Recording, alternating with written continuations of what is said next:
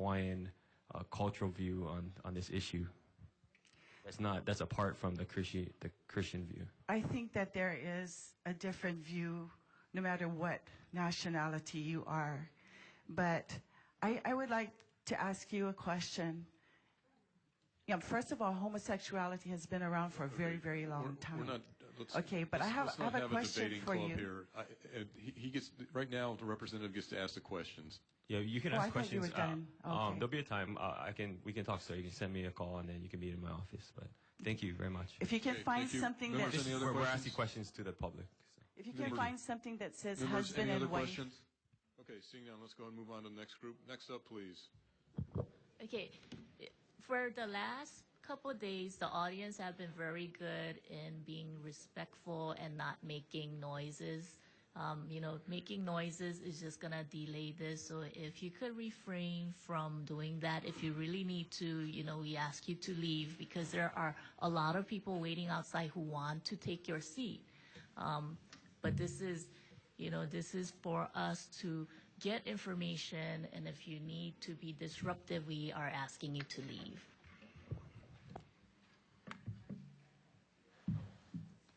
Please proceed. Aloha, Chair, Roads and Committees. Number 3482, I strongly oppose SB1. My name is Eli Kapie, husband of Rebecca Downey Kapie, proud father of Taylor, EJ, and Tia. I'm also senior pastor of Winter Missionary Church in Kaneohe. From Waipahu, graduated from Waipahu, attended and graduated from UH, and actually played for UH. And it's actually, to be honest, the first time I actually been proud to have played for UH. We never really did win a lot of games in my time. But my point is, I'm proud to be Hawaiian and from Hawaii and living in Hawaii. Now I want to speak to the Hawaiians and to the people of Hawaii and to the body of Jesus Christ. It's time to wake up and it's time to rise up. My shirt here on the back for you, but for the people who are not here watching on TV, you see the word aloha and you see the island state. The island state is rooted in aloha. For those of us who are not here, this special interest group, in my belief, from the mainland is taking our aloha and using it to market, to promote their agenda. The last time this happened, we lost our queen, we lost our kingdom, and we nearly lost our culture and our language. Our ancestors were forbidden to speak Hawaiian. So the same happened to the church if SB1 passes. My family and friends that are of the GLBT that want to be in civil union, I want them to have the benefits for two reasons. To protect the institution of marriage between man and a woman, but also to allow the legislature and the government to work together in expanding the civil unions, the benefits.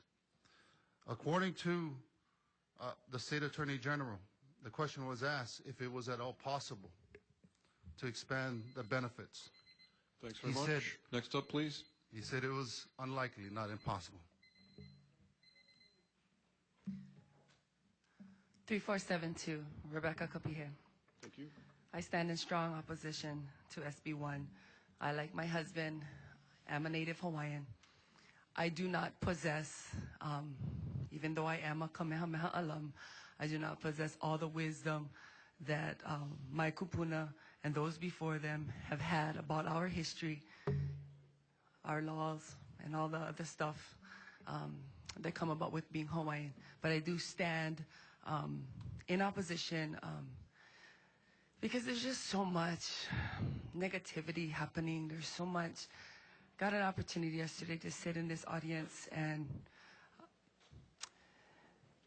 the fight is so loud that I think it's hard to really hear clearly not just the voice of Akua, but the voice of the people. I commend you guys for sitting up there. I cannot even sit for 20 minutes to listen to people talk as long as we have been talking about this situation. But we've been talking, and I appreciate that. I appreciate that we have a voice. In 1998, I was only 24 years old. I was a naive voter then, thinking that when we voted to give you guys the power to reserve marriage for opposite sex, I was under the assumption that reserve means to set aside for, not to change, to have the ability to change what we decided on. I was naive in the sense that, yes, my na'au said say no because then it doesn't give us a voice. I was naive in the sense that we gave that opportunity to you guys to uphold what we decide, what we the people wanted, and that was to keep the union of marriage between one man and one woman sacred. So I just implore you, I implore you to listen, and you are, I appreciate that. But just take the time to just listen and say no to this bill. Thank you very much. Next up, please.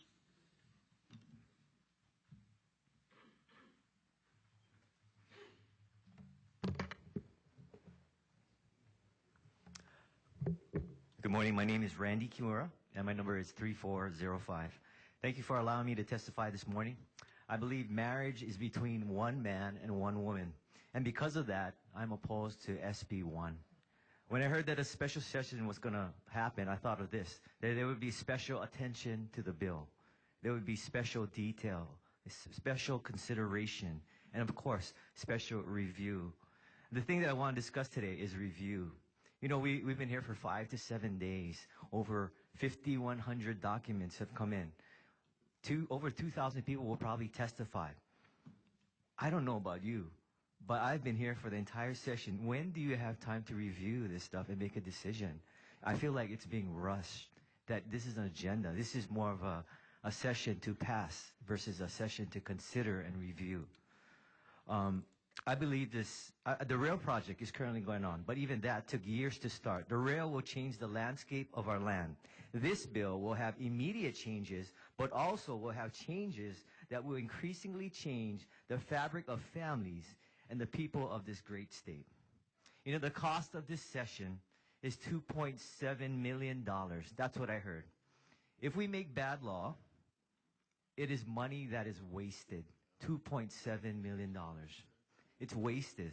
It's worth the $2.7 million to make the right decision, not any decision. You have the ability to go forward in this bill. You have the ability to stop it. You know, $2.7 billion, $1 million is a lot, but it's not a lot if we're making the right decision. So I want to thank you guys. Thank every one of you for participating, for listening today, and for taking everything. I know it's a hard decision, one that's been put in your laps to decide, but make the right decisions. Don't rush this. Take consideration and review everything. Thank you. Thanks very much. Next, please. Good morning. My name is Rita Kamakimura, and I am number 3404. 3404. As a Christian mother and grandmother, I strongly oppose the passage of this bill, SB1, to legalize same-sex marriage. I believe it will be the beginning of an assault on our Christian and citizens' rights and our children's well-being. It is not only about same-sex marriage, it's the door that it will open to other nefarious things to come, the same as has been done in Massachusetts and other states where it has been passed into law. One thing we do know, a promise made today can be easily broken tomorrow. Isn't it true that exemptions also given today can be taken away tomorrow? At this point, I'm going to divert from my testimony to bring up an email we got this morning from the Family Research Council. I have forwarded a copy to all of you, so you do have it in your email. One of the things I wanted to point out was the agenda called the Employment Non-Discrimination Act. Through the ENDA, businesses would be ordered to make hiring, firing, and promotion decisions not based on a person's qualifications, but on their sexual expression. Homosexuals, cross-dressers, and transgender workers would automatically qualify for special treatment, other than workers that would not. Can you imagine walking into your child's classroom and meeting a teacher dressed in drag? That is just one of the many consequences of adopting a law as dangerous as this. Preschools, daycare centers, summer camps, religious chains, businesses like Hobby Lobby and Chick-fil-A, they will all be subject to the new law regardless of their personal beliefs, workplace, and standards. For this reason, I pray that you will table this, vote no on this bill, and send it to the people. Let us vote on it, and let us make the decisions. Thank you Sorry, very I much. messed up everybody. Before I forget, the estimate for the special session cost is not 2.6 million, it's 26,000 for the 5 days. And of course, every day we go beyond that, which we will because we're already on Saturday. But it's 26,000, not 2.6 million. Okay, next.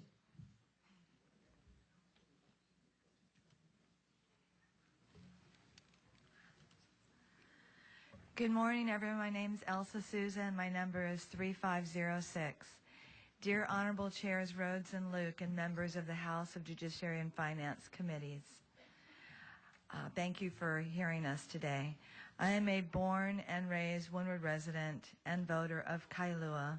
Thank you, Representative Cynthia Thielen, for your service in the community. I'm a mother of 2 college-age boys. They attend the University of Hawaii at West Oahu. It has always been very important to me to protect my sons physically, mentally, emotionally, and spiritually. I was very careful about what they were exposed to. I didn't allow them to be around drugs, drinking, abuse, or sexual perversion of any kind. As a result, they are good community members of society. We always have choices to do what is right or wrong. If we do right, then life goes better for us and for society. If we choose to do wrong behaviors, there are consequences. We individually are hurt as well as a society. If someone chooses that kind of sexual orientation, that is their choice. They should not make a law to make everyone else choose it as well. It is not normal, nor were we designed for that type of union. Just like if you choose to do drugs, it is harmful to you, and if a law was made that it was okay to do drugs and teach it in schools, I would not want my children being taught that. You could choose to jump off a cliff and kill yourself as well, but don't force anyone else to go with you. Look at the studies that have been done on trying to legalize marijuana and gambling. These issues have been well documented of the harmful effects that legalizing it would have on society. Praise God that those bills have not passed. Why don't we take the same care and caution with SB1? On a broader scale, this is not a civil rights issue. Civil rights should be dealt with in the federal courts. Thank you. Thank you. Next up, please come up.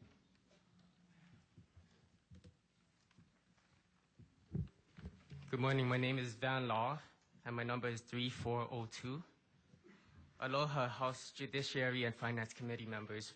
I stand before you today in strong support of SB1 as passed by the State Senate. Proponents of marriage equality reason that it is simply a matter of love and equality. Opponents of SB1 argue that God himself has ordained them to embark on a crusade to kill the bill. My personal relationship with God is a close relationship, and I can wholeheartedly attest to his kindness, his patience, and his love. I only have praise for God, and I come before you to say that the hate and animosity coming from those claiming to speak on God's behalf runs contrary to everything that he is. I believe that God is unhappy, and I think I have proof. On February 23rd, 2011, when Governor Abercrombie signed the Civil Unions Bill into law, there was over 20,000 bolts of lightning around the island. The only report of damage came from a Catholic church that was struck by lightning and had its steeple destroyed. On November 23rd, 2013, the roof of Farrington High School auditorium crumbled under heavy rain. New Hope regularly used the auditorium to conduct their business prior to this act of God. I believe in the traditions of marriage. To me, these traditions of love and commitment, and neither love nor commitment stand contrary to what God has taught me. Please pass SB1. Thank you. Thank you. Next.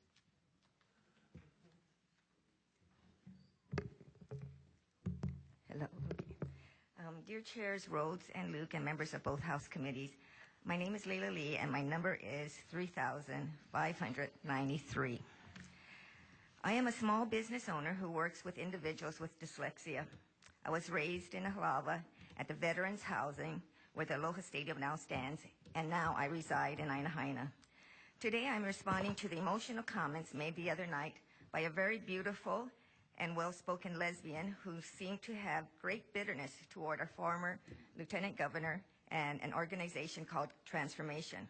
I want her to be assured that both the Lieutenant Governor and Transformation are not in any alliance with a gay-hating despot, but rather they were the victims of malicious and inaccurate reporting.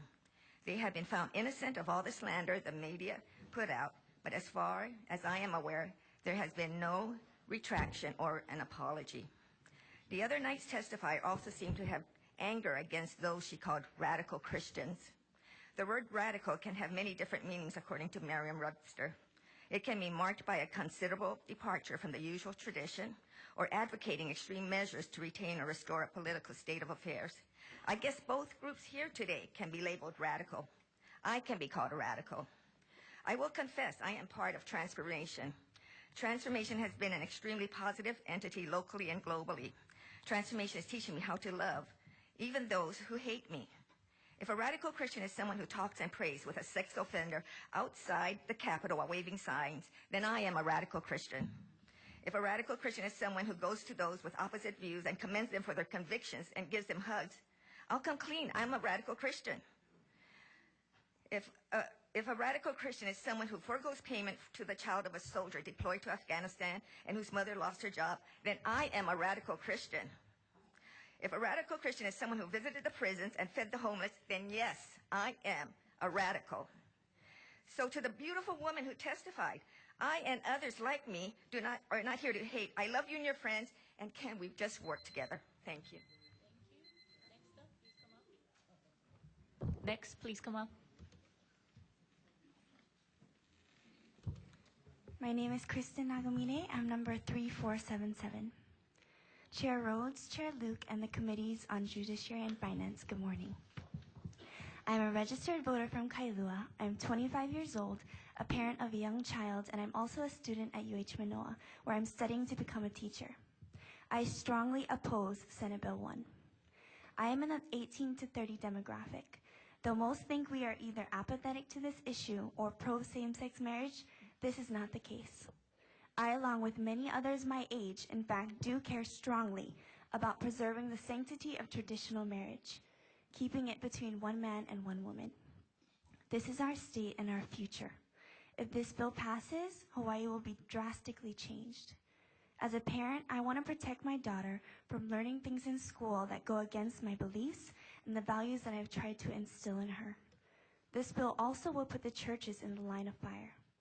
The churches in which we worship, churches who go out of their way to help and partner with communities. Our country was founded with the goal of protecting religious freedom.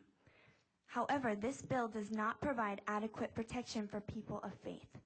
Let us not turn our back on our history, our churches, our values, and our God. If this bill is passed, we are crossing into dangerous territory, and we will be making our churches extremely vulnerable. I am also very disturbed at the way this bill is being pushed through so quickly, without letting the people of Hawaii vote. If this bill is passed without a ballot, we will be stripped of our voices and the democratic process will have been tainted. The people's trust in you as our representatives is at stake.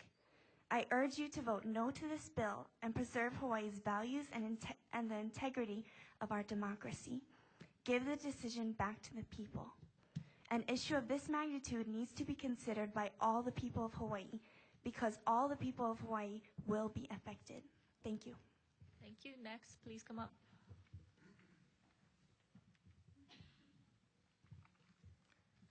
Aloha, Chair Luke, Chair Rhodes, and members of the Judiciary and Finance Committees. My name is Gary Okino. My number is 3505. I know you've been hearing all of these arguments against, well, first of all, I am strongly opposed to SB1. I know you've heard all of these arguments why SB1 is not good, but tonight I'd like to focus on one specific concern which I think will make the difference. Suppose I came to you and I told you that I want you to pass a bill that hurts children. You would be outraged, right? And yet, you've been hearing over and over again what's happening in Massachusetts, in Canada, other countries that have same-sex marriage. Yeah, it's real. It's happening. So why are so many of you, why do you seem so unconcerned about what this might happen to our children? Okay? Is it because I heard there's a message going around saying that the stuff coming out of Massachusetts is half-truths, misinterpretations, and outright lies? Okay? But I can tell you, that message does not come with any evidence to support their allegations, because they cannot support that, because it is actually happening. Okay?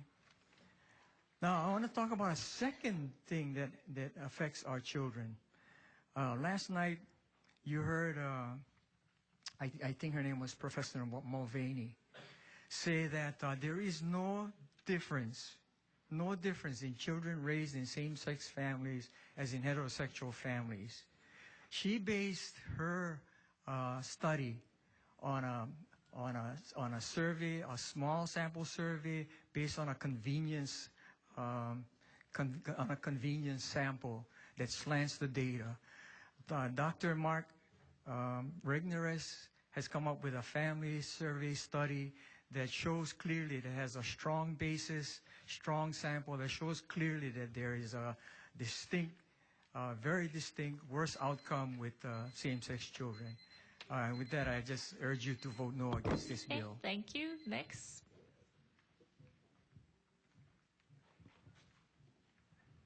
Hi. Good morning, everybody. I think I met some of you before on various ag-related issues or through my parents' Chinese associations and stuff. My name is Alvin Law, and my number is 3560. I'm in full support of SB1 as it's passed by the state Senate. This is my partner, Lyle Rowe, and we've been together in a loving, committed relationship for over 7 years now. I'm a local boy that grew up here on the islands and graduated from the North Shore before leaving for school and work. My partner and I moved back here to help run my family's farm out in Eva Beach. Let me tell you, the only thing tougher than being a farmer out here is just, being a gay farmer too. So we came out today to show you and the people watching at home a positive side in the face that SB1 affects. All these negative testimonies are why we need to be protected, and even more reason why you need to take a leadership role here and pass the bill. My straight brother, my cousins, they have the opportunity to marry somebody they love. All I'm asking for is the same right and opportunity to choose to get married to the person I love. So, sorry. People keep talking about more time, but frankly, we've been talking about this for decades, so time for action is now. And I'd like to get married sometime while I'm in my 30s, so thank you. Thank you. Next up.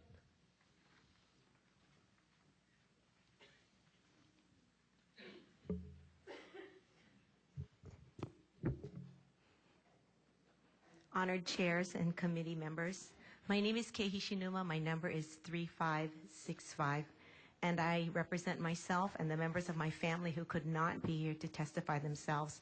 We all stand in strong opposition of this bill. Having watched the many hundreds of testimonies that have been given since Monday, I commend you for sitting there for all of these hours. I'm kind of ADHD, and sitting for this long in just the time that I have been here for the since Monday has been unbearable. I can only imagine how you feel. But there are several points that seem to be clear.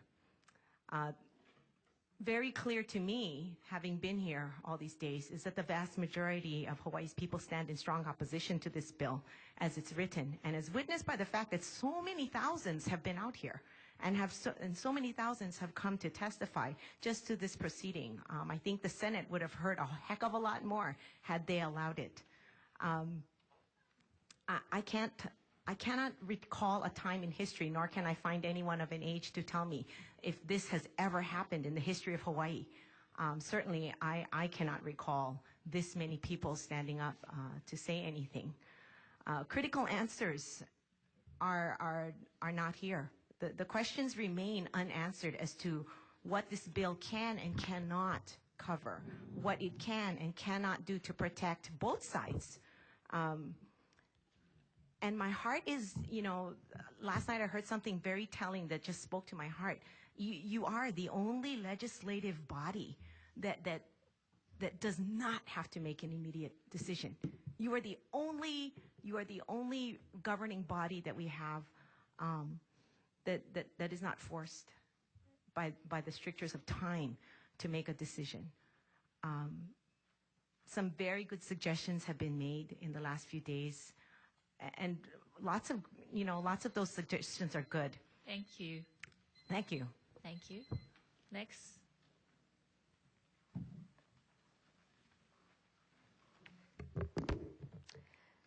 Dear Honorable Chairs Rhodes and Luke and members of the House Judiciary and Finance Committees, my name is Barbara O'Neill and I am number 3449.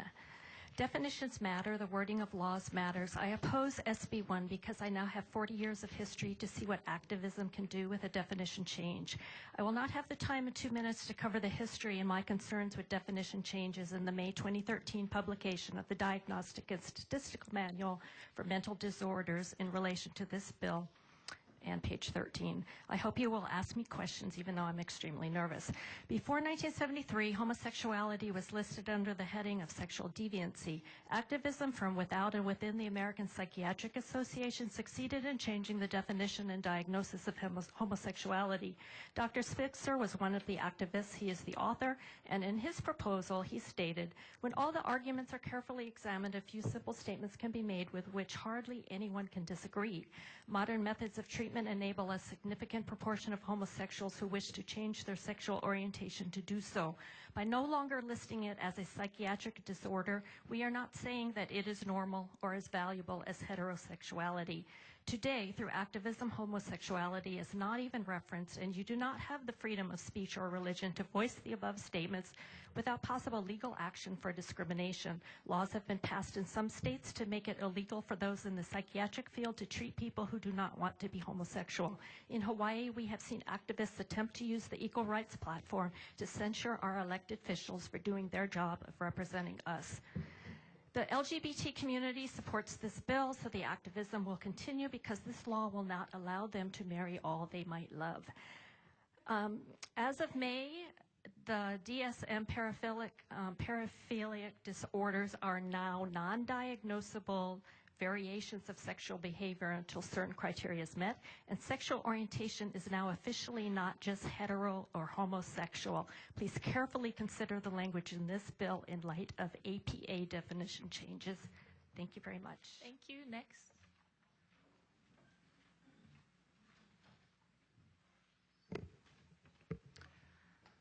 Aloha, Keakua. Aloha. My name is Noreen Machida, number 3435. Honorable Chairman Rhodes, Luke, and members of the Judiciary and Finance Committee, I am strongly opposed to SB1 and the calling of a special session. I'm Hawaiian, Chinese, Japanese, and along with so many indigenous Hawaiian people, ask where is their special session for their rights?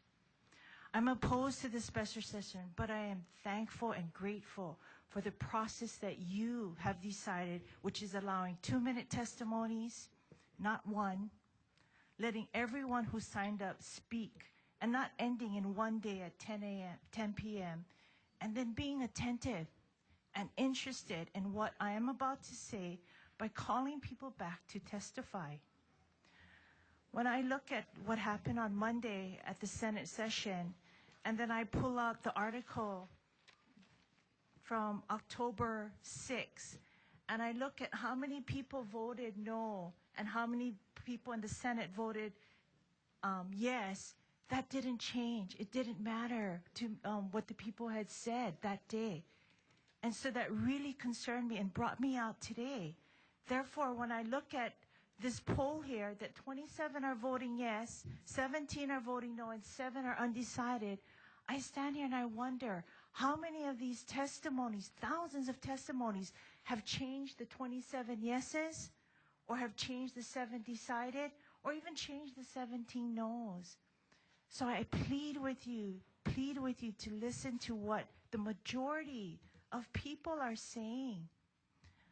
I stand before God and I ask that you protect the institution of marriage that God had ordained. You know, so many people quote scriptures from that God is love. He is. But Jesus forgave all, loved all, but he said, go and sin no more. Thank you. Thank you. Next, please come up.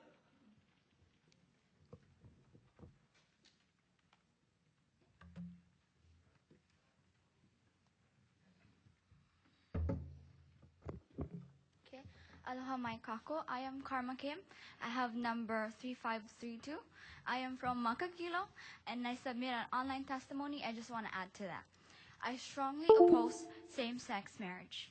I am a nursing student from UH Manoa, and today I want to share what I have learned from nursing school. Trying to be a great nurse, we know that we just don't do things to our patients because we want to. All our nursing interventions are backed by evidence. This is what we call evidence-based practice. We look up on what the literature says on certain disease, medicine, or procedures. We conduct studies with high validity to provide a better outcome for our patients who is in the center of our care. Representatives has been asking experts to share their thoughts on same-sex marriage bill, knowing that opinions provide the weakest evidence. I also saw how the representatives did a research not to see the true effects of the bill, but to refute the testifiers' arguments. I urge you, please, to have a research body with trustworthy people with no bias to conduct studies that sole purpose is to provide the strongest evidence on the effects, good and bad, of same-sex marriage to states that had passed the bill. Effects of same-sex marriage are not well documented. Our people cannot be mere guinea pigs. Representatives should not just rush to pass this bill.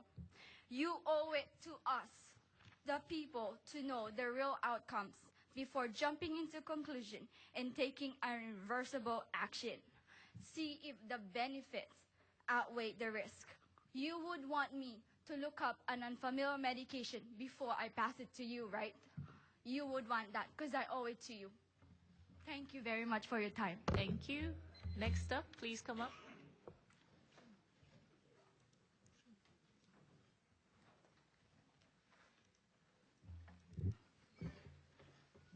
My name is Keilani Briones, number 3456, and I oppose SB1. Growing up in Hawaii isn't something I would ever give up. I didn't truly appreciate what a special place this is until I left the islands, and people were so jealous when I call Hawaii my home that I call myself Hawaiian because Hawaii is our paradise. We know what makes Hawaii our paradise. It's the aloha spirit, the aloha, the breath of life. This life comes from our family, from knowing who we come from and knowing that we will have generations to follow us, to pass that ha from generation to generation. Many people have quoted the state motto, focusing on the righteousness, but let's focus on the life. This life can only come through traditional marriage. Our life in Hawaii is focused around our family, and this issue is about our families. We can simply see it by the many sacrifices that people have made to come down here. The issue is more important than work, than 6 siblings, than school, than birthday celebrations, than favorite TV shows. People are watching Olelo as families. It's easy to see our family unit is the priority of our society. And like the mama bear, when we sense some danger, we immediately do what we can to protect our family. Thousands of people are sensing this danger. It's not something that you can quantify or can clearly describe. It's something that you sense. And it's being mislabeled as fear, but it's not. It's a sense you get when you know that you need to take a specific action. It might speak to you as conscience. When I sense something amiss, I pause and take a step back because generally I'm too close to an issue to see it clearly.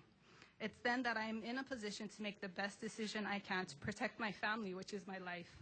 I would ask you to pause and take a step back because this issue is not only about same-sex marriage. It's so much bigger than that. Take the time to see the big picture and how this will influence the life of the land. Thank you. Next.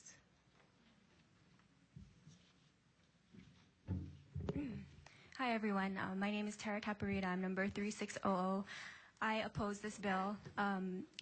This is my very futile attempt to try and convince you to kill the bill, just allow us as state citizens in Hawaii to vote. I grew up here. I'm going to say I'm a Christian, but I'm not going to be all pious here for fear of being patronized, called back in a Q&A. You all forgive my candor, but this is my observation. You're all very biased, and I don't feel like this is very good representation of our state. Obviously, I've been following this since Monday, and I know that a lot of us are opposed to this bill. Just give me the right to vote. I just want to vote. I represent the 20-something generation, young female, dare I say, slightly conservative. I know it's kind of a dirty word here, but I do have my beliefs, and I feel like there really are more of me that couldn't be here. I also grew up on Molokai, so there are many people from the outer islands who could not be here and afford the chance to just be here. So I thank you all for serving. I know you're under a lot of pressure. I just implore you to please stand up and do what's right and just allow us the chance to vote. I'm not going to sit here or stand here and try and convince you and change your beliefs in less than 2 minutes, because that's not going to happen. Just please listen. And I, just thank you for this time again. I respect all of you, like really, truly, for all you do.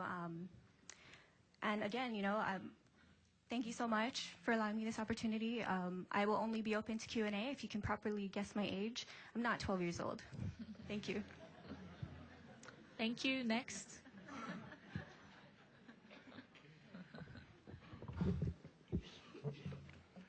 My name is Eri Teri Taofa Terry Chung, and my grandfather is Albert Teri Taofa Terry from the island of Tahiti. I am against, my number is 3588. Thank you. I'm against same-sex marriage because this will seriously damage, confuse, and harm children who are forced to live in this lifestyle. And in the eyes of God, you will all be making history by recreating Sodom and Gomorrah. And their blood will be on your head and your children's head.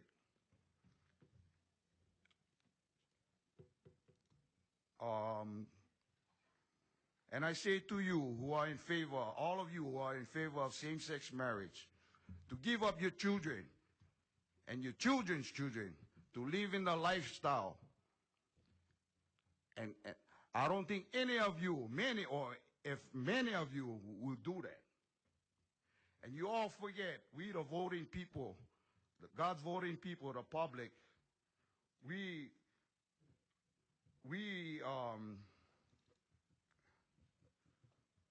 the one who gave you your jobs. You can make your own laws and overrule us, but you forget at the election time, we the one can give you back your jobs. Joe Suki, New Abercrombie, and Clayton Heath, they don't have to worry. They're set already. They set. The guy's got to worry is you. All we got to do is run one commercial with your names on it and say, these are the people who voted for same-sex marriage. But your jobs is to uphold the man-made constitution of the separation of church and state, which means to separate God and his people, who is the church, from you, the state, the lawmakers. And we don't hate gay people because we have family who are gay and we love them. What we hate is evil and the way evil does business in this state. Okay, next.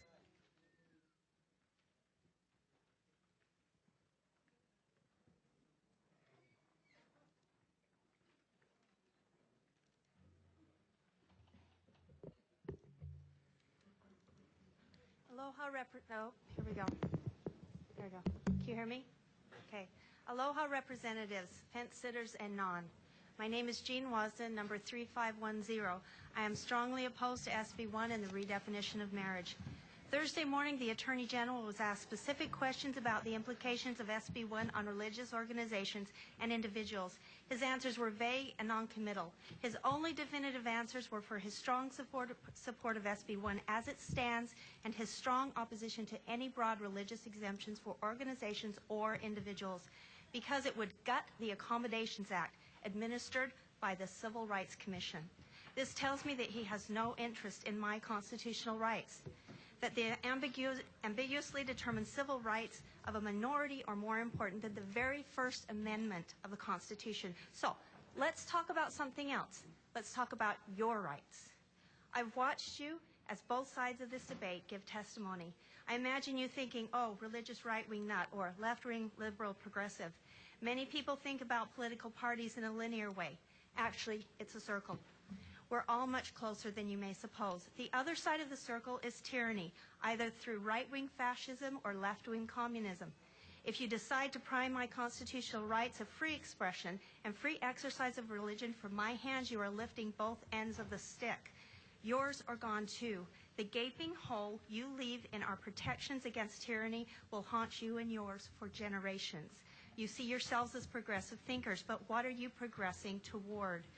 The Bill of Rights exists to cement certain rights that the founders, from hundreds of years of tyranny, recognized as vital to the survival of a civilization. You are allowing the right of sexual expression to trump expression and lifting the desire to feel financially and emotionally validated above the right to act out of conscience. You will have nowhere to hide when a stronger, louder, and increasingly aggressive, powerful government silences the educated and infringes on your values. Thomas Jefferson elucidated the rights that governments were designed to protect and said, I have sworn, I pray for you. Thank you. Next.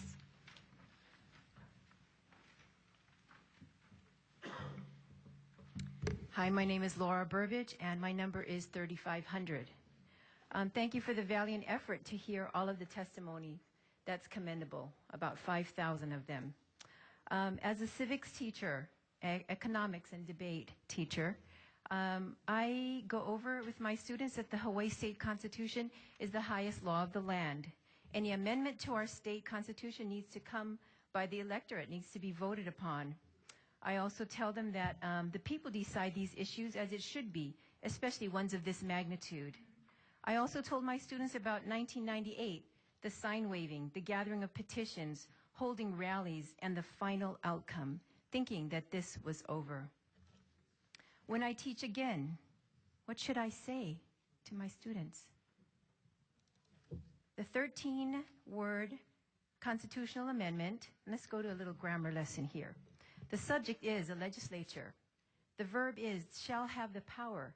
The direct object is a prepositional phrase, to reserve marriage. That's a direct object. To whom or for whom? Opposite sex couples. That's pretty clear. Pretty clear. That's a grammatically correct structure with clear intent. As a debate coach, none of my students would be able to argue this amendment means that the legislature has the power to define marriage in any other way. This is ad absurdum, pardon my Latin. We all know what the intent of the people was in that vote. Will every constitutional amendment die the death of 1,000 qualifications from now on? Did we also need to put in an amendment saying that marriage cannot be between same-sex couples? Did we also need to put in that marriage cannot be between two men and one woman? You get the point. The 13-word constitutional amendment cannot be any clearer. I believe you will discourage the electorate if you pass this. Thank you very much. Next.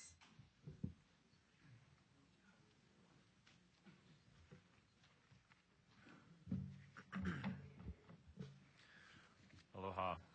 My name is Mark Wolfersberger. I'm number 3568. I am opposed to SB1. I would like to present a solution and offer some advice. First, the solution. We've seen that people are very divided on this issue, and the two positions on SB1 seem to be diametrically opposed. To pass SB1 and redefine marriage grants gay and lesbian couples federal benefits, yet it opens the door to serious religious and educational concerns. And to do nothing, in other words, to not pass SB1, would address the concerns of the majority, yet leave out our LGBT community. We need a solution that can bridge this divide. I believe I have a solution that does just that. The solution is for this issue to be settled at the federal level. We need to implore our federal senators and representatives for the state of Hawaii to introduce federal legislation that would recognize same-sex civil unions across the country. This kind of legislation would leave the definition of marriage intact in the state of Hawaii, allaying the concerns of many of our citizens, while affording federal benefits to our gay and lesbian friends. Furthermore, this solution may help other states in the union that find themselves in the same predicament. Second, my advice. I believe that a political opportunity has presented itself. Some congresspersons may assume that since the next election is far away, the repercussions of their vote on the issue will be minimized. However, with websites such as www.hawaiiremembers.com emerging, and given the gravity of this issue, make no mistake, the people will remember. To your advantage, on Wednesday, 20 of your colleagues in the Hawaii Senate voted in support of SB1, seriously jeopardizing their re-election chances. When you vote no on SB1 at this time, during this session, your political future will become significantly brighter in the eyes of the people of Hawaii. Thank you. Next. My name is Brian Chan. My number is 3480.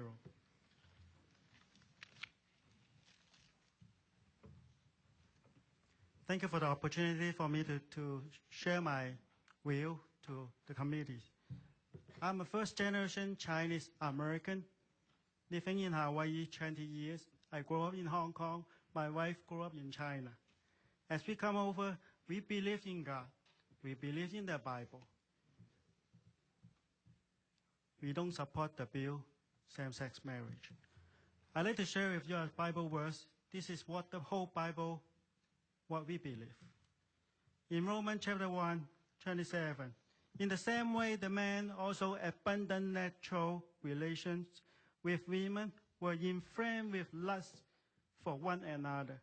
Men commit indecent acts with another man and receive in themselves the due penalty for their perversion.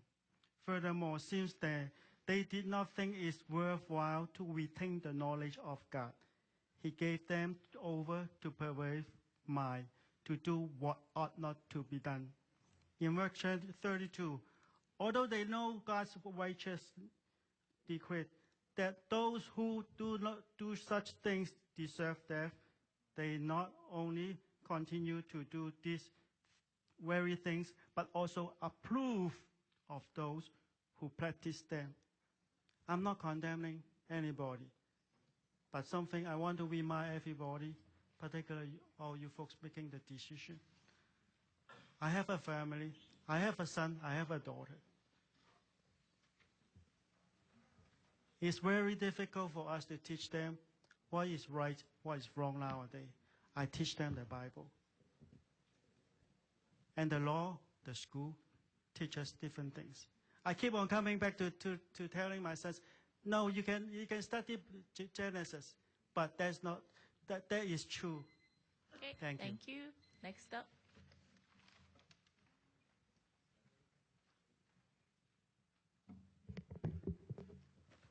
So my number is 3530, and my name is Dr. John Mascaro, and I'm in strong support of SB1. I'm a psychotherapist licensed in Hawaii as a marriage and family therapist, and I have a doctorate in psychology. I work with Department of Health through an agency and a program called Intensive In-Home Therapy. For many years, I have been working with children who have emotional and behavioral issues. I also work with their families to help stabilize and give therapeutic support. Over the years, I have worked with many families and homes. Most of these families I work with are hurting and struggling to survive from day to day. They do not have gay marriage on their radar. This is not an issue that affects or changes the marriages that they have. Most are struggling to make enough money to survive so that they can take care of their families. I work as a therapist with couples who have marriage problems, and I can tell you that I have not heard one couple say to me that they are having problems in their marriage because gay people will be allowed to marry. Getting married and staying in a healthy, loving marriage is one of the toughest challenges we face, but it is something that everyone in Hawaii should be allowed to take part in. There are plenty of people who have testified about how non-traditional marriage is when looking at the Bible, so I don't need to restate that point here. Just to quote one of my favorite quotes regarding Paul to the letter to the Corinthians, when he talks about, maybe it's not even, now to the unmarried and to the widows I say, it is good for them to stay unmarried, as I am. So he was just as undecided about it. The point, marriage has evolved over time. Even in the Catholic Church, it wasn't until 1274 that marriage was listed as one of the 7 sacraments. This issue is about civil rights. Rights should never be voted on by the people. We should never allow a vote of the people to circumvent the rights of a minority when it comes to civil liberties. Thank you very much. Thank you. At this point, we're going to take questions from the members of all the testifiers that just went. Representative Thielen. Okay. Is it, I believe, Alvin Law, if I'm pronouncing that correctly?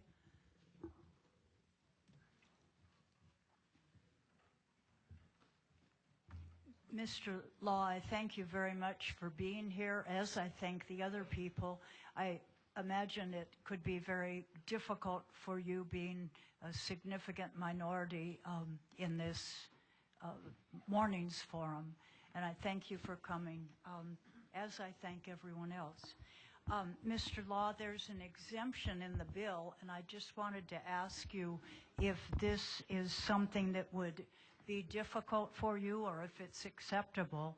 It states that on page 6 of the bill under 572-F, no religious organization shall be subject to any fine, penalty, injunction, administrative proceeding, or civil liability for refusing to make its facilities or grounds available for solemnization of any marriage celebration under this bill, which means basically that some churches or religious organizations can refuse to perform marriages.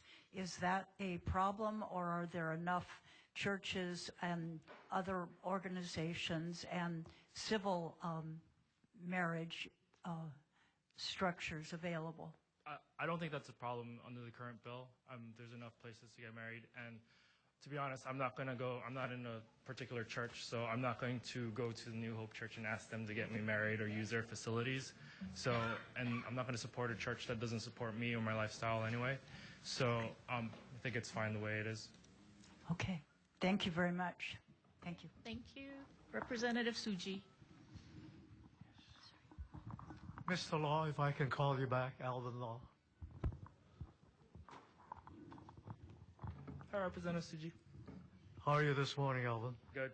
Thank you very much for giving up your time from your busy agricultural endeavors on the family farm to come and testify this morning. I'm taking this from the family entity. You and your partner are here this morning.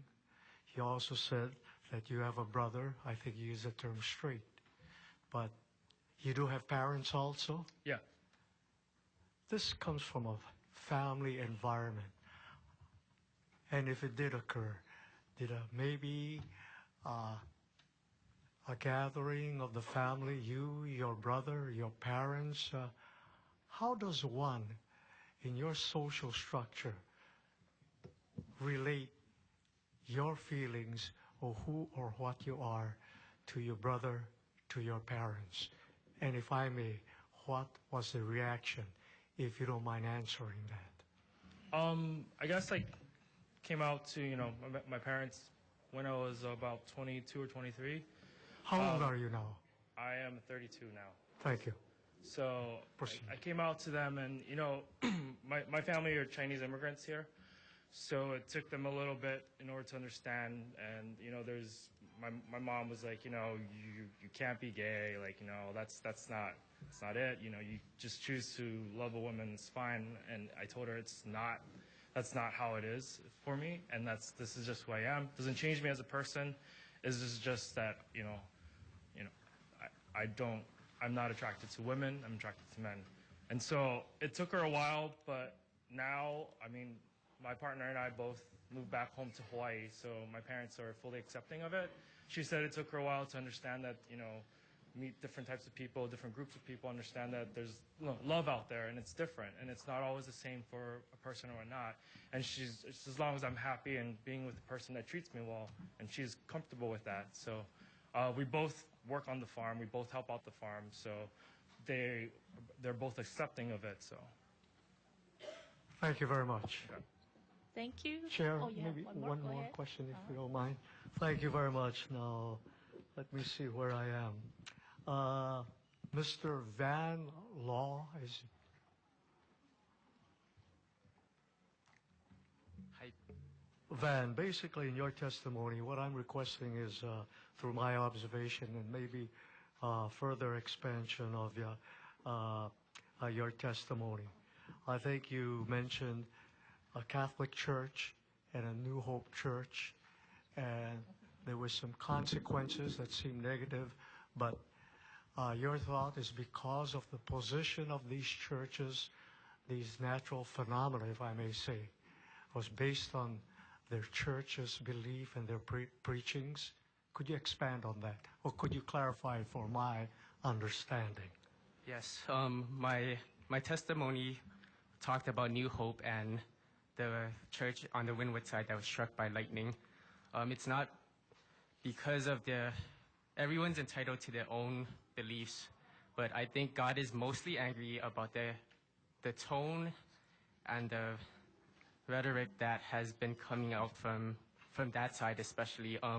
In the Bible, a lot of stories about Jesus getting angry at people were when he reacted to the Pharisees who believed they knew the law above everyone else.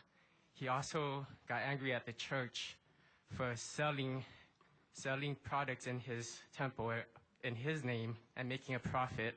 And I think those things are what God is most angry about. So what you're saying is, in short, then, the results that took place on these two facilities that you mentioned are the results of the Lord's anger? Is that what you're saying? I think they are acts of God, yes. God. Another question I have, and correct me if I'm wrong, just for my note-taking. The right wing will make a million excuses in this contentious issue. Could you elaborate further on that comment? After hearing testimony after testimony, I think I can sum it up as the right will say anything just to testify against us. They'll make lies about us, like specifically that will teach children about sex, and also that passing gay marriage will lead to polygamy and pedophilia. We are not for polygamy. We are not for pedophilia. And all these lies and hate are not true to who the gay and lesbian people are. Thank you very much. Thank you. Thank you. Representative Ward. Chair, Pastor Kahipe, Kapihe, sorry. While he's coming up, I was reminded what Lincoln said. It's not that God is on either of the sides of you two groups out there. The issue is whether we are on God's side. I think that puts it together. Pastor Kapihe, you are a pastor. This bill has exemptions, and you heard from others that, hey, these exemptions are good, they're not so good. What is your opinion of the exemptions in SB1? I think the exemptions are very limited. And by that you mean? That if if someone that doesn't fall into our beliefs on traditional marriage, will we have the protection to, I mean, obviously we say, according to the bill, that we don't have to do the solemnization. But do they, if they want to come in and use our facility, is there any way we can prevent that? And your sense of that, or your security in that regard is what? I'm unsure. Unsure. Yeah, do we have that protection? Okay, so you would like to see the bill stronger. You'd see like protections a bit more secure. Yes. Do you have other small businesses in your church who have voiced their concern to you, whether they're bakers or florists or other ancillary services to weddings? Yes. We haven't heard from many business people, by the way. I say that because they haven't, as a group, stepped and forward. in fact, we do have marketplace ministers who have committed their business as a way, as a vehicle to express their faith. And so if this bill passes, I believe it will contend or get in a way or infringing on their religious beliefs as well in doing and practicing their business. Okay. Thank you, Pastor. Thank you, I Representative. have one more question to follow up to Gary Aquino, if he's still here. And while he's coming, yeah, I know Gary is radioactive. but Representative Ward, does anybody else have a question for the pastor before we let him go instead of having him walk back and forth? Okay. Yeah, Representative Johansson, followed by Representative Ng. Thank you, Chair, and thank you, Pastor Ellie. You alluded to it actually in your written testimony and very subtly in answer to Representative Ward's question, but you brought up a notion of First Amendment rights, and I think the bill expressly deals with exemption for facilities and for solemnization.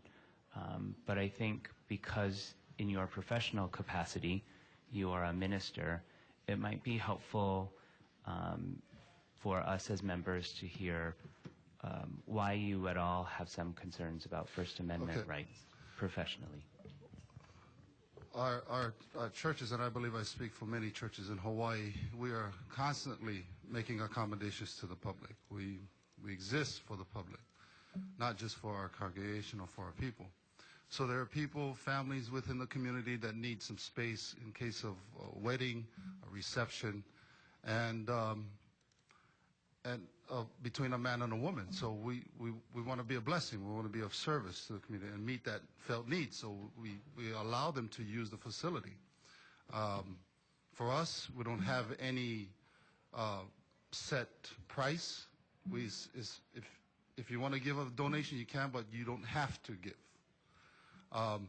So if this bill passes, if a same-sex marriage couple wants to use our facility, do we have the rights to say, are we protected and say, because of our religious belief, we want to deny that request?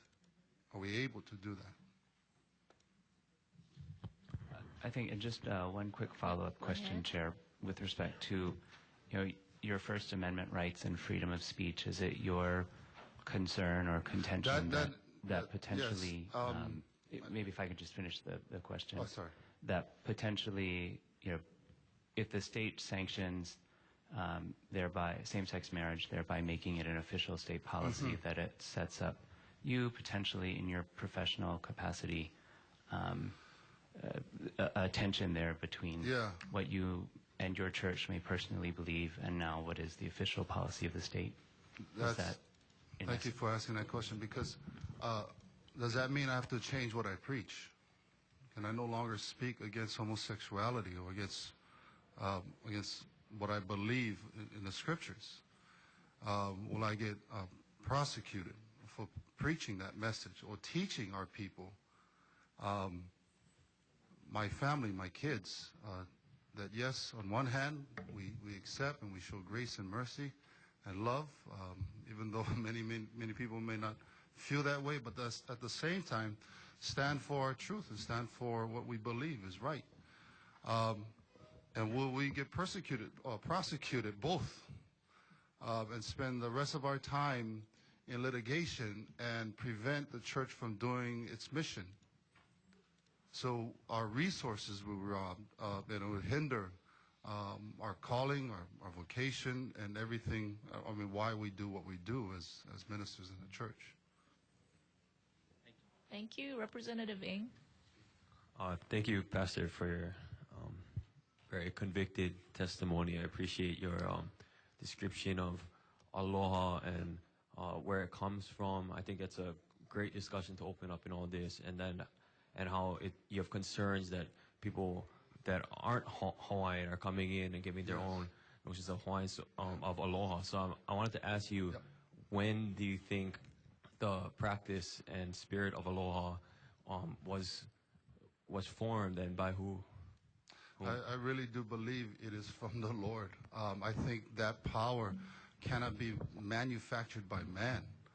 Even ho'oponopono, that's something that brings tremendous healing and reconciliation from families. So there's many things within our culture that I believe is just been given to us by God, or for ancient and for Io, if I may, that we have a responsibility to not only practice it but to protect it as well. Okay, so you're saying that aloha was around in Hawaii before missionary contact? Yes, exactly. And that aloha extended to homosexual couples, all types of people, all types of relationships. Yes. It wasn't until the missionaries came in where that definition of aloha kind of shifted. So now we have concerns that there's outside groups coming in, and again shifting our definition of aloha. Do you see some inconsistency there? Well, and it was a small minority group of people that came from outside of Hawaii. There were businessmen, and yes, they were missionaries, and they twisted and they messed things up for our people, for our nation, and our culture. So it did, and so we lost a lot of our identity. And to this day, as pastor, ministering to a lot of Native Hawaiians in their 70s, and they're still hurting from what has happened in their days. So before the missionaries came, I think you and I both agree that we should stick to that definition of aloha today, and that aloha extends to same-sex couples. It extends to a lot more than just heterosexual people. Well, I think because I believe aloha is from the Lord, and aloha is Lord. Another aloha too, a way that we can extend that aloha to those who of the same-sex marriage in this case. That's why I say I think if we could expand the civil unions so that they can have their rights and benefits, embrace and federal benefits. Okay, Chair, if I may, one more question. Okay. While maintaining righteousness. Yes, so I understand that one way to expand aloha to same-sex couples is by preaching the Lord of God, and that's the Word of God. That's your job, and but as a lawmaker, in order to extend aloha, in my point, and fairness, do you think that the gentleman that was here earlier who spoke as a gay Native Hawaiian, do you think that they should be afforded the same rights of marriage that you and I do as a straight Native Hawaiians? And that's a great question, a tough question, because the big picture is that all of this is coming from the outside, and it's overwhelmingly majority of saying people for thousands of generations, Hawaii has been based on a family system between a man and a woman, and to just change that. It's very difficult and challenging, and that's the best I can say. Okay, thank you.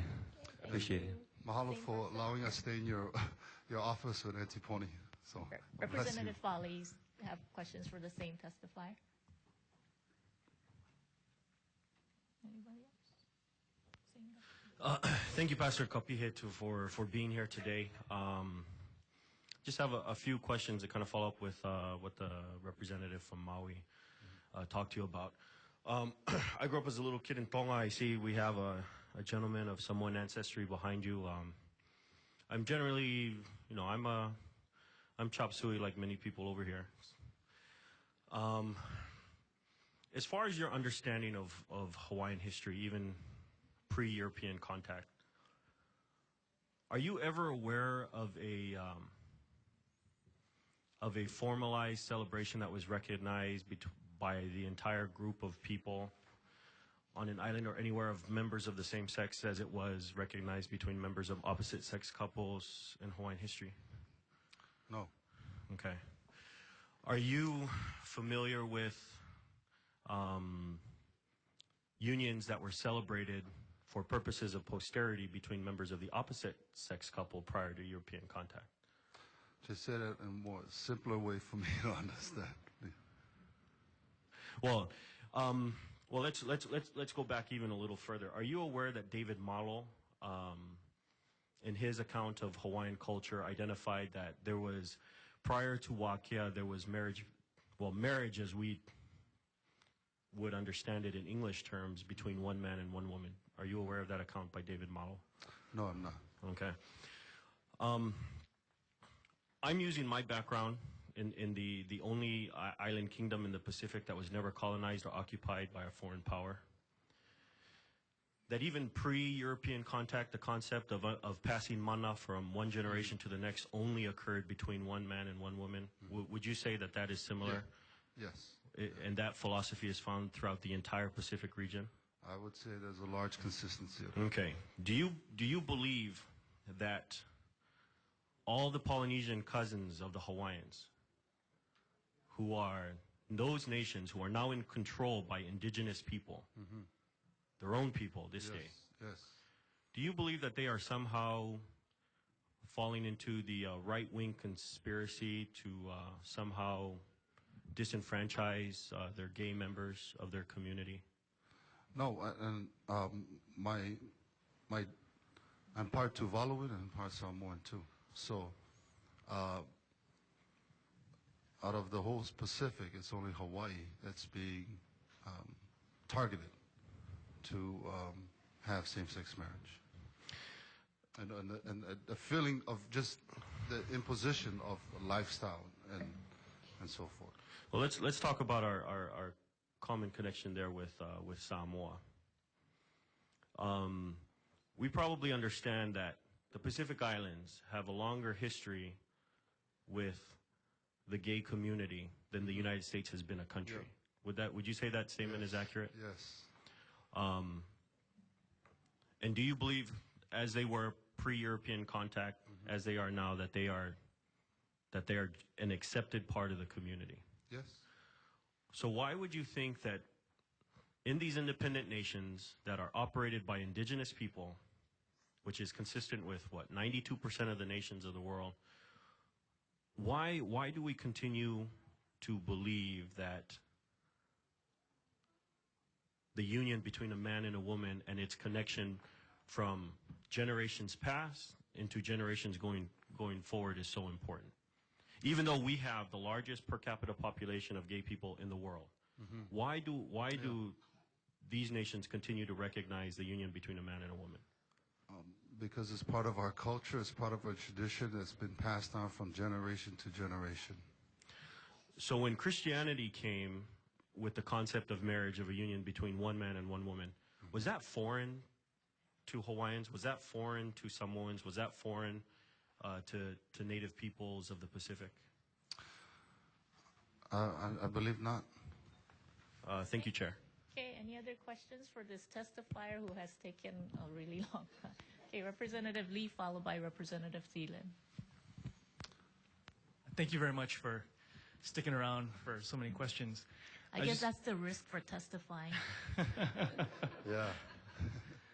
You know, I don't believe fundamentally that the core of this debate right now is about race so much as what's happening in our community and what's in the bill and how it's going to affect us all. But important since it's been brought up, going back historically. I did want to ask, do you have an idea of whether or not any of the previous Hawaiian monarchs had one wife, many wives here in Hawaii? Yeah, they actually did have multiple, but they changed as soon as they gave themselves to the Lord. Once there was Western contact brought in from... Yeah. Yeah. Okay, thank you. Thank you, Thank you, Chair. Representative Thielen. I'm going to let you off the hook, sir. If the teacher is still here. Representative Thielen. Madam Chair, I believe I had the floor. Yeah, no, I was going to get Okay, to you. thank you. Okay, so any other questions for this gentleman who has been very patient? Thank you very much. I'm sorry. Okay, you're not off the hook. Okay. Good morning, Pastor Kapihe. Thank you for being here. Morning. And thank you for your testimony. I want to go back to something that you touched upon. 2 days ago, the Attorney General made clear that this public accommodation, that the religious exemptions only applies to solemnization, which is, I now pronounce you husband and wife. And then, or wife and wife, or husband and husband. And then we also had the Civil Rights Commissioner, Bill Hoshijo, acknowledge that a public accommodation, the litmus test is if you're available to the public. And because now this bill is silent, yesterday we had Judge Ahu say it's out there. It's a factor because it's silent in this bill. So people think, oh, we're not dealing with public accommodations. And yet Executive Director Hoshijo made clear that so long as you hold yourself out to the public, there will be a test. Okay, so you just said in your verbal testimony that as a church, you folks hold yourself out to the public. So in the event this bill were to pass, would your church at the very least be okay with an express carve-out, an explicit exemption from the public accommodations to ensure that no matter what you folks do, because again, we already know the exemption only deals with solemnization. So now I think the issue right now is public accommodation. And I can't speak to your church, but I know the majority of churches in my district hold themselves out to the public. So I guess that really seems to be the issue for you. How do you folks hold yourself out to the public? Do you have like Alcoholics Anonymous meetings, domestic violence? Like what do you do to allow the public to come into use your facilities? Well, we minister to the high schools and into the community, and so I used to coach. I do help out with the students, and at Castle High School. So whatever they need, we use our church facility to feed the homeless. Other churches that need a place, they're more than welcome to use our facility. So in the event, if this bill were to go forward, would your church want an explicit exemption from that public accommodations to ensure that you folks were protected? Yes, it would have to be Okay, there. thank you. Thank you, Pastor. Okay, any other questions from this gentleman? Oh, you still have questions for this person? Okay. Oh, Representative Morikawa.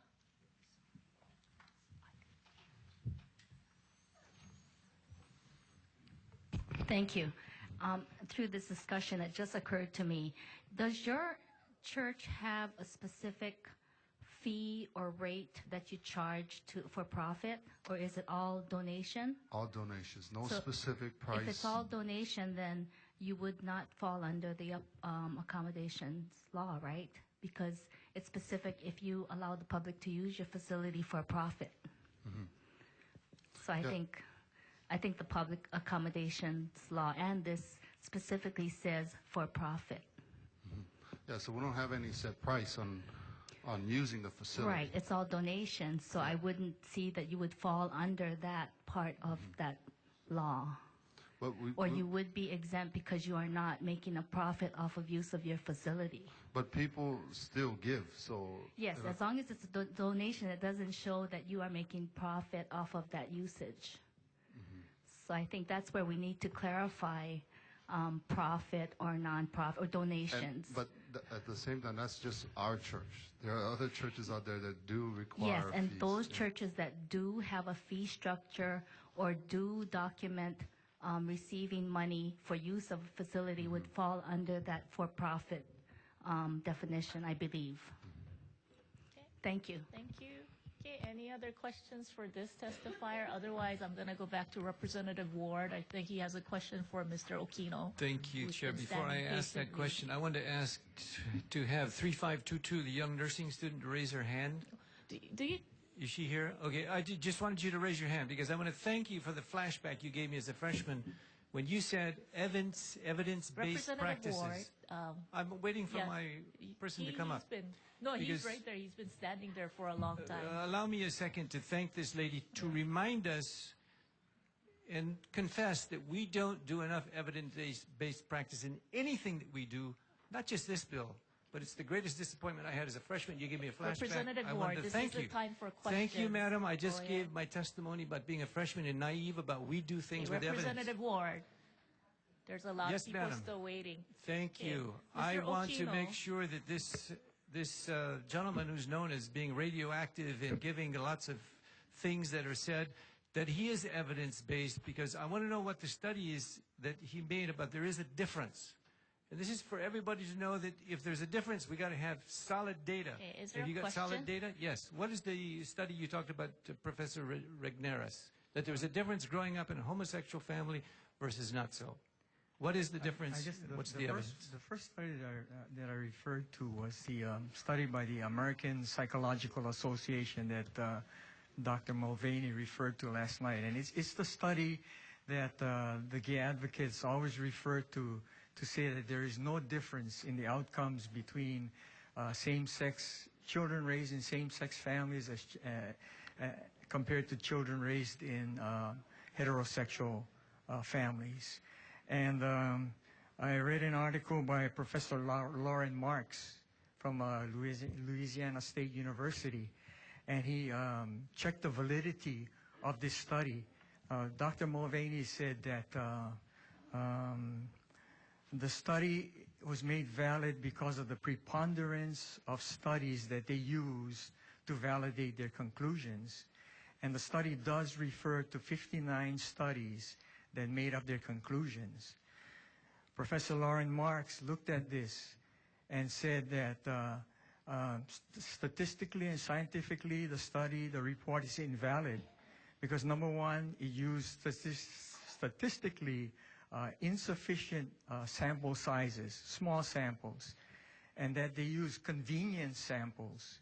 And what he meant was convenience samples were that these were selected interviewees. For example, to determine the impacts on the children, they asked the parent of the child, while the child was growing up in the family, whether that child was well adjusted or not. Whereas the new study by Dr. Regneris, which I'm going to talk about further, interviewed these children after they left the household as young adults. Okay? On the heterosexual side, this APA study selected a group of divorced single parents rather than biologically intact parents made up of a man and a woman, a husband and a wife. So in that sense, that study is invalid. Okay? Their conclusion was that the study proves that there is no differences. Okay? So Dr.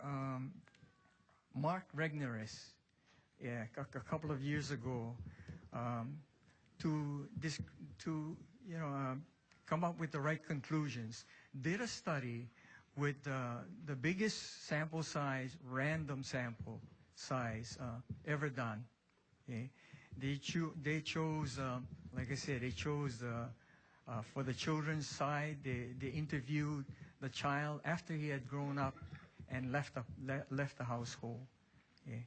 And they interviewed on the heterosexual side families made up of a traditional family of a biological father and a mother. And the differences were stunning. They were stunning. Okay? For example,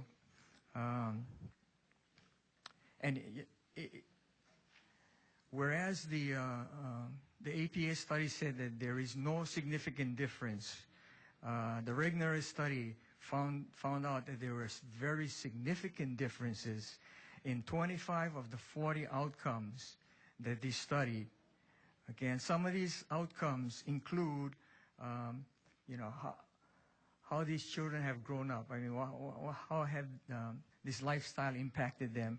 And some of the outcomes that were significantly different with the same-sex child scored very low were areas such as receiving welfare, the need for therapy, infidelity, sexually transmitted infections, sexual victimization, educational attainment, safety of the family of origin, depression, attachments and dependencies, marijuana use, frequency of smoking, thoughts of suicide, relational quality, and criminal behavior. So looking at these two studies, it's very clear that children need both a mother and father. It's very clear. I know you've been given this claim that there is no difference, but I just wanted to clarify for all of you that there is a highly credible study that looked at both sides and showed clearly that there is a very significant difference. So I didn't want to just point out what's happening to our regular children, like in Massachusetts or whatever, but also the children on the same-sex marriage side of it. And that's why I brought that up. Thank you, Mr. Aquino. Even though the laws are so new, so are the studies. I think this needs to be pursued further. But thank you for your testimony. Thank you. Chair. Representative Tokioka. I'm sorry, Gary, not for you. Thank you, Mr. Aquino.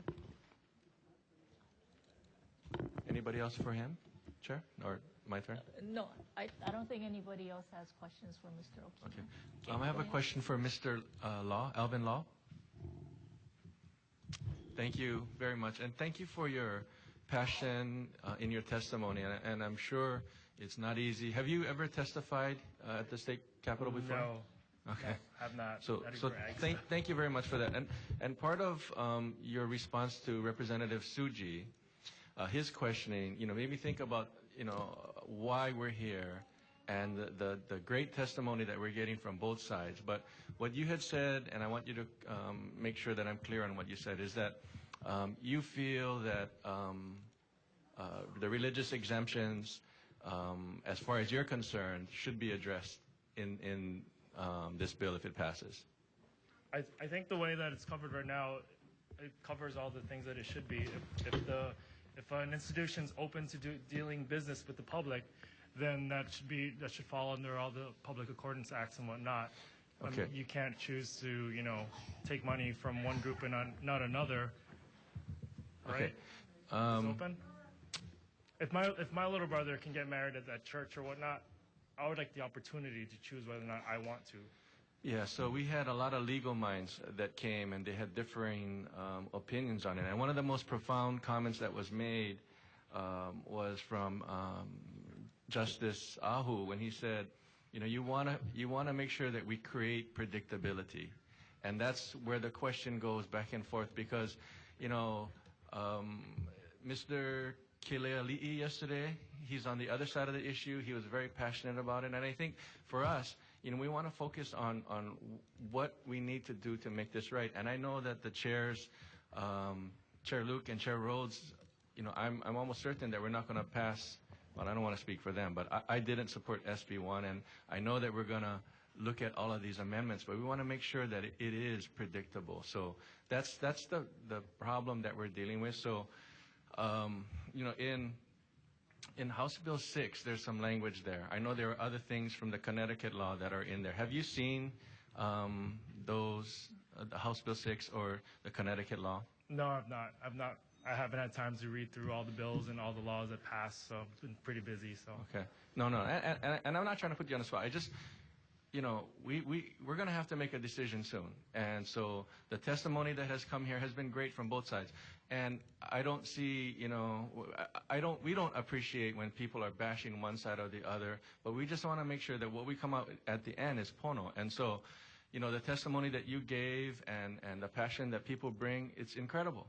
Rep. Cullen and I are walking around outside and people are practicing their testimony. But if you can look at some of those things, and, I know the chairs have, and, who knows what the amendments are going to be, but thank you for being here, and thank you for being bold enough to make your testimony. Mr. Law, thank you. Thank you. Chair, I have a question to Mr. Law, if I may. Mr. Law, thank you for being a farmer. We don't have enough in this place. And I said on the Ag Committee, we're trying to encourage people as yourself. But you said being a farmer is tough, but then you said being a gay farmer is even tougher. Could you explain what you meant by that? Right. I mean, right. I deal with a lot of minority issues, as being gay. So I mean, I can't get married to the person that I love. So I don't know, like, what else you have to go through. So it's not an ag-based, because I think there's already laws that keep you out of discrimination as a farmer, and if it was based upon your farming as a gay versus... Actually, I don't know if the Hawaii Farm Bureau changed their definition yet, because I think in their Farm Bureau constitution or whatnot, it says that, a farming family is between a man and a woman as well. So I'm not sure if I'm even protected under that. Okay. What is the crop you grow, by the way? We export basil. We also grow Japanese cucumbers, eggplants, taro leaves, taro stem, and a bunch of other smaller herbs for export. Thank you. Wish you the best to prosper in that one. It's a tough one. Thank you, Chair. Thank you. I'm going to go to Representative Thielen.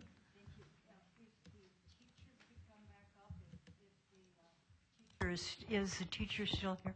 Thank you. Yes. You're the one that also coaches a debate team?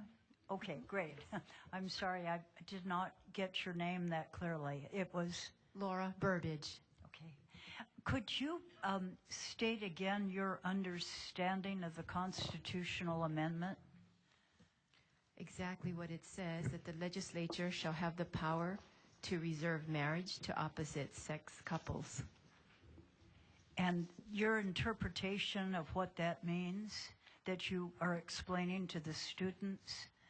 If we wanted to break it down grammatically, that your subject would be the legislature, and what do they have the power, what do? They shall have the power, and your direct object would be to do what?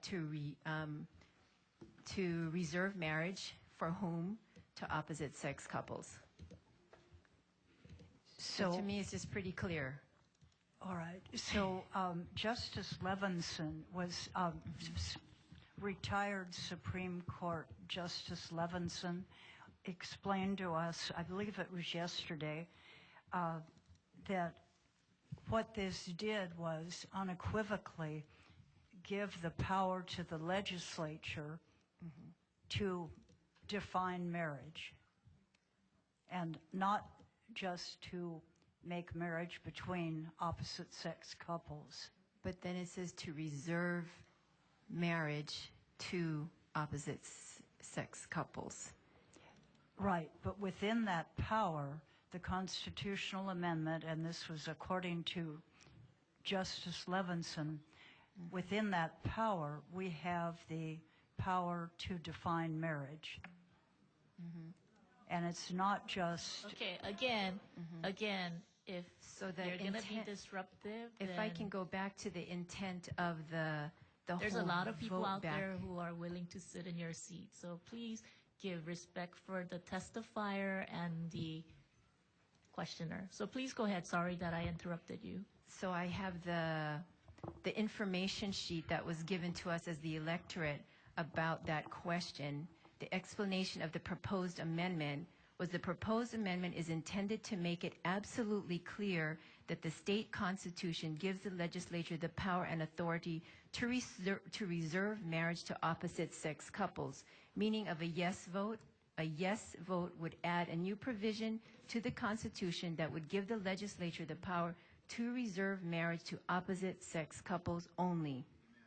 The legislature could then pass a law that would limit marriage to a man and a woman, overturning the recent Supreme Court decision regarding same-sex couples. That was clearly the information that we got back in 1998 to vote on that issue. So even with my debate students, if they were to bring this up and try to to maneuver around that definition of the power that the legislature has to define marriage, it's clear.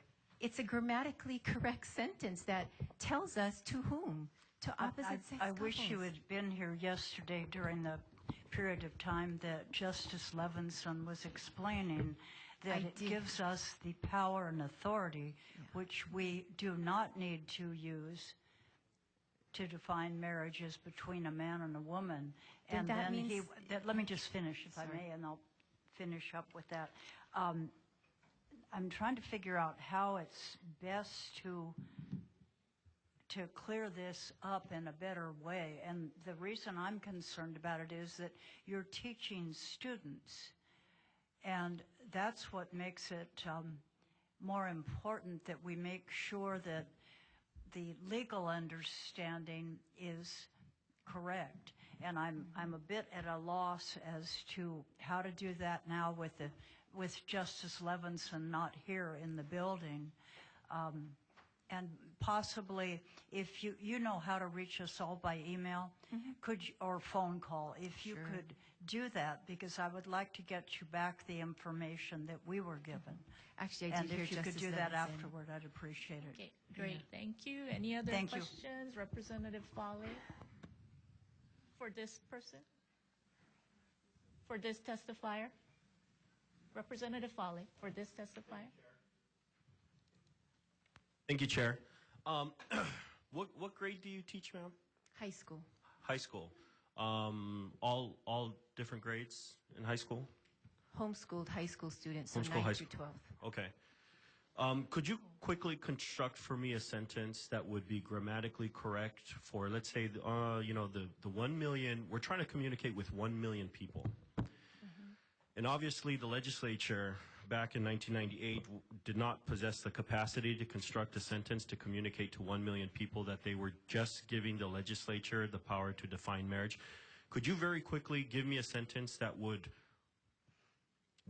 it wouldn't take a Supreme Court justice to understand what it meant? Could you quickly construct a sentence to convey to your average person out there who's just living their lives, doing their jobs, that would say you are giving this sentence, this constitutional amendment gives the power to the legislature to define marriage however they want? Could you construct me a sentence real quick to that effect? The legislature shall have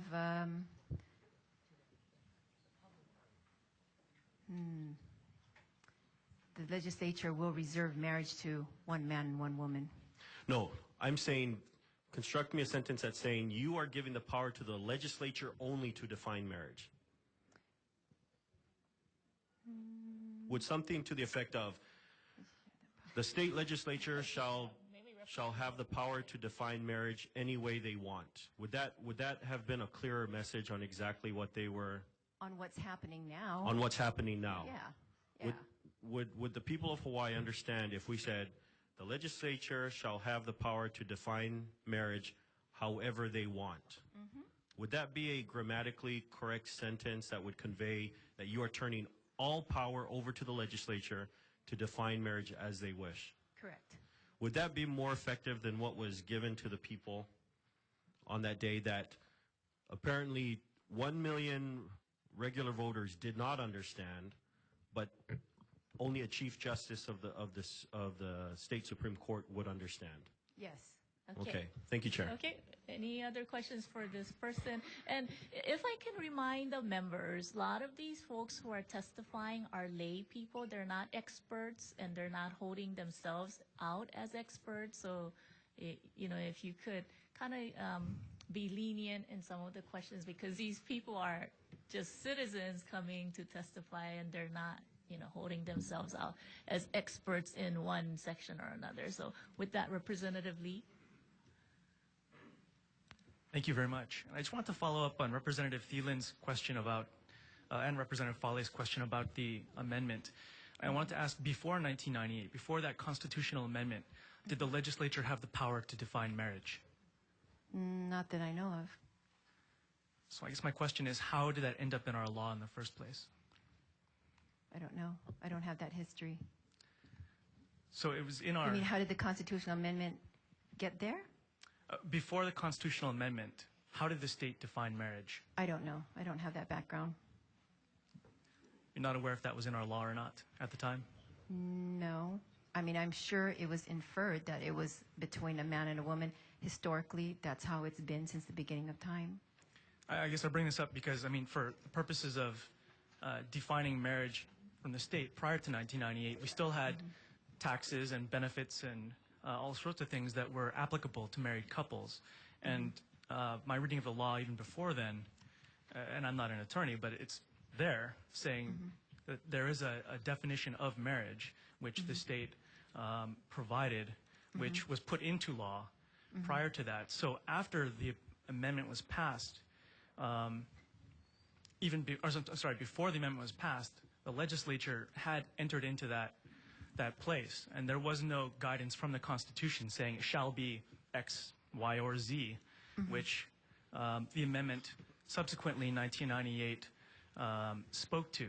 So in 98, with the question being, shall the Constitution of the State of Hawaii be amended to specify that the legislature shall have the power to reserve marriage to opposite-sex couples, for the first time constitutionally, it's my understanding, began to speak to that. And so the legislature, while it had the power before to define marriage in statute,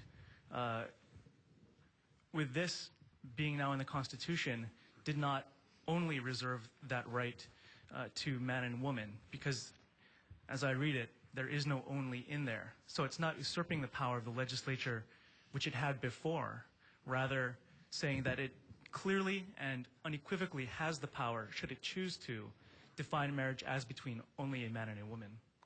Anyway, sorry, that was off on a tangent. Thank you. Okay, Representative Onishi. Yes, if I could have Mr. Aquino come back. Oh, wait, hold on. I think Representative Kalkami also had a question before we bring Mr. Aquino back. Speaker, though, Chair. Yeah, I was gonna... different. So I think this person is done. Thank you very much. Van. Sorry, Van, but I'm looking for an opinion from a layperson and a citizen.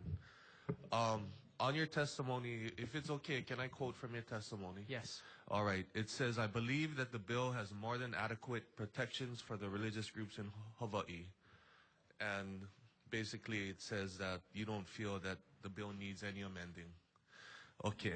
Now we're trying to find some common ground on this issue, and I'm going to quote and ask you a question, but according to a law professor, distinguished professor of law and religious studies from the University of Virginia, it is in his opinion that marriage is both a legal relationship and a religious relationship. The challenge for any bill is to equalize civil marriage while preserving religious control over religious marriage.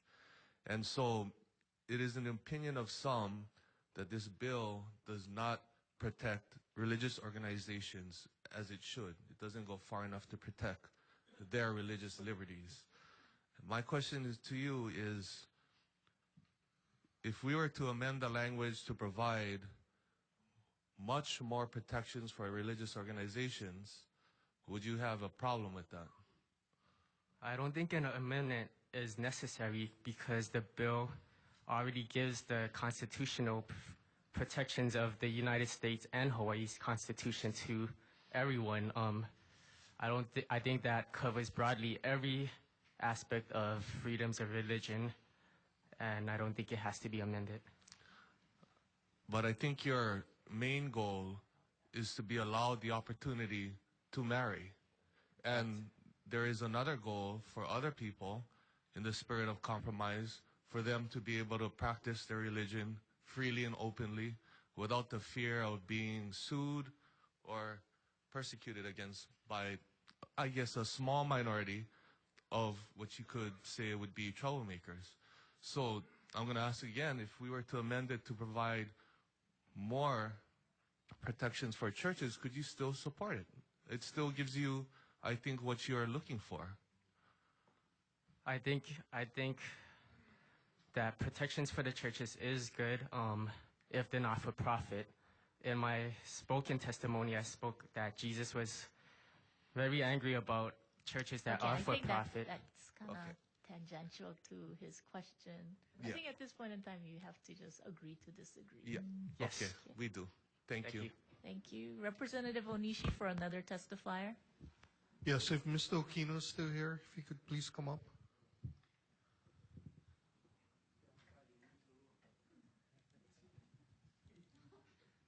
I think we Chair, have if I lost could him. just reserve, if he's available, if he comes back. then I'd if I rather could ask not, him. because once we're done with this group, I would like to excuse them, and then you can ask him on the side. Okay, any other Okay, questions thank you. for the group of people? Representative Fukumoto. Hi, I'm so sorry. Miss Burbage, I think it was. Are you still here?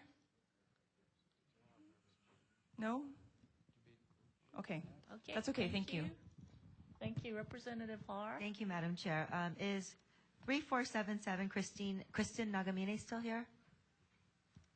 Okay, if not, 3435 Noreen Mashida.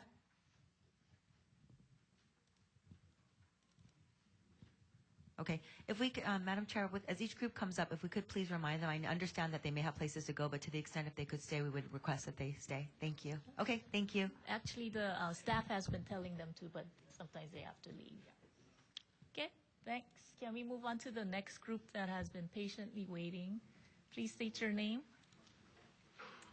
Good morning. My name is Aaron Shumway, number 3508. I am other than time on the mainland for grad school and serving a volunteer mission for my church, I'm a lifelong resident of this beautiful island state. I'm also a lay leader in the Church of Jesus Christ of Latter-day Saints, responsible for about 3,600 members, and I stand in strong opposition of SB1. We are at a historic time in Hawaii, but the reason I think it's historic is not because we're on the verge of passing this bill, but it's because of what you see here and outside and on the streets. It's been made abundantly clear, and as you've seen, as you've been driving around, that this is the one issue that has brought out the most comment of anything that we have seen before. And so as you sit there, I think for those of you who are still thinking that same-sex marriage is a good thing and we should pass this, despite the vast opposition that you're hearing, it can only be, I think, one of two things. One is, well, I don't care what the people think, which I don't think any of you believe. So it must be the other one, that there are some things that, even though the majority feels a certain way, we don't think we should go with them on this bill or on this issue. And I'm not going to speak to that, but I do want to speak to those who are thinking that way, that even if that's what your thought is, SB1 is not the vehicle to get this done. There are way too many well-documented flaws in this bill. As an individual person, as a religious leader, I am concerned about the religious protection provisions that are woefully inadequate. I am concerned about the individual members of our church or the community or any church or no church, but who, for whatever reasons, particularly their religious convictions, do not want to participate in recognizing being part of same-sex union. And so I'd urge you to vote no on this bill, to at least give more time for proper religious protections to be in place if it is your inclination to pass same-sex marriage, which I am opposed. Thank you very much. Thank you very much. Next, please.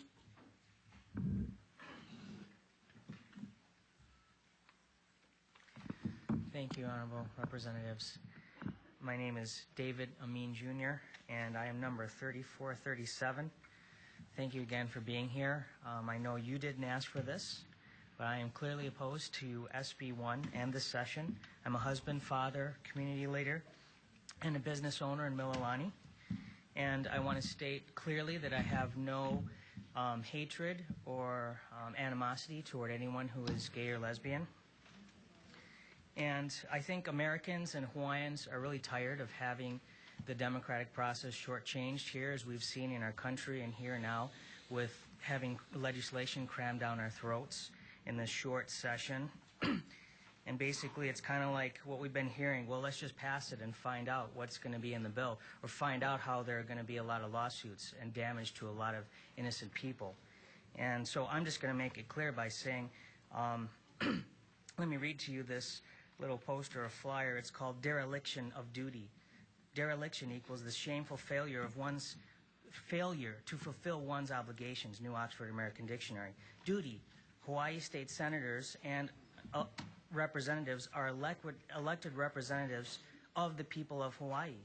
And here it lists the 5 who voted to pass this through in the Senate, and it lists also the 15 other senators who have voted for this bill against the majority will of the people. And so let me just use this as a reminder that there's a resolution here for our citizens that say we will be careful to note any other House representatives who vote in support of gay marriage, not because of a hatred, no, but because of the institution of marriage that is foundational to any society that is one man and one woman, and that we will not forget these senators. This is going out now, and it will go out with any also representative. That maybe is the language that you need to hear because you're not listening to everything else that everyone is saying, or some of you are not.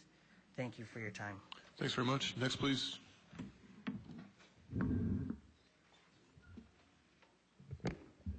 Good morning, Chair Rhodes, Vice Chairs, and members of the committee.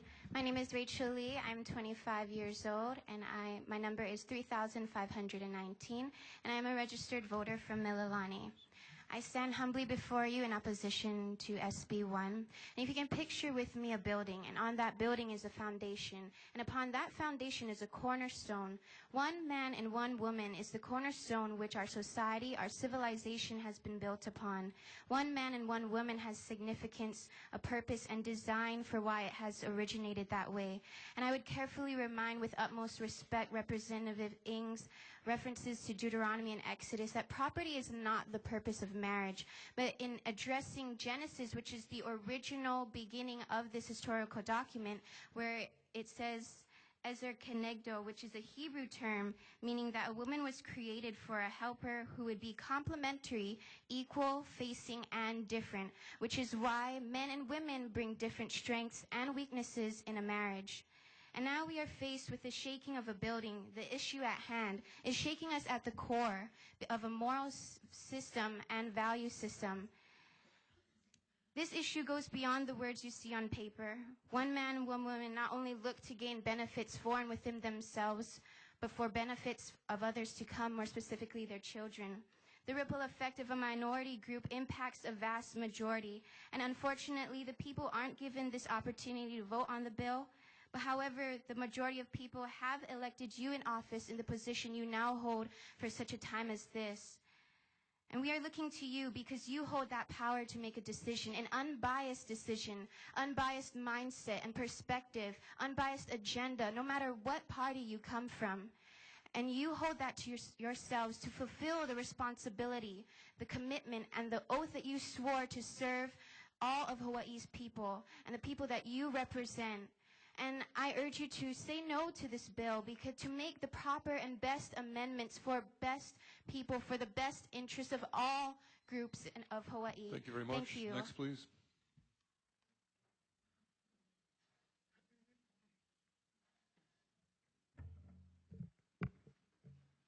Aloha kako, Ronald Cam, number 3496. My desire is to speak truth in love from a standard that is beyond myself, but that which gives a reference point in which we can live and truly love one another, and then conclude with an example of this truth and love fleshed out. Philosopher Francis Schaeffer once said, for any finite particulars to have any kind of meaning in life, it has to have an infinite reference point. I take that to mean that for us as finite humans to have any kind of meaning, purpose, or responsible code to live by, we need an infinite reference point. God Himself and His Word is that reference point. Now for the example, when Christ walked this earth, His life demonstrated what true love really meant. He loved all who were broken and reached out to the world around Him. When confronted by the religious leaders who by their law wanted to stone a woman caught in adultery, He told her accusers, "He who is without sin cast the first stone." One by one they left. Alone with the woman, He said, "Neither do I condemn you. You are precious in my sight. Though you are an adulteress, I love you." But He went on to say, "Go and sin no more. Leave that behavior of adultery." Jesus loved the sinner, but He hated her sin. He loved the person, but did not condone her behavior. God does not tolerate any behavior that doesn't conform to himself as the standard. The murderer, the liar, fornicator, thief are all loved by God, but the behavior is not acceptable.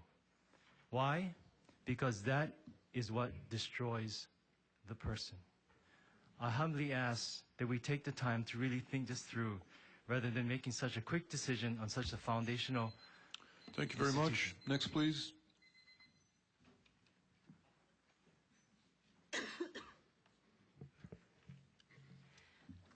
Aloha, Chairman Rhodes, and honorable representatives. My name is Shelley Ige, and I'm number 3585. I ran over here on my lunch hour, so excuse me. I chose to be a citizen of the USA. I was made in Taiwan. I had to give up my citizenship in Taiwan for the U.S. I chose to live in Hawaii. I grew up in southern Illinois, and that was a good swap.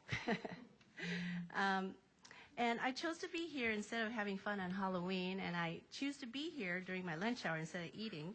So life is all about choices. And when I tell my children, choose wisely, they might not have much of a choice.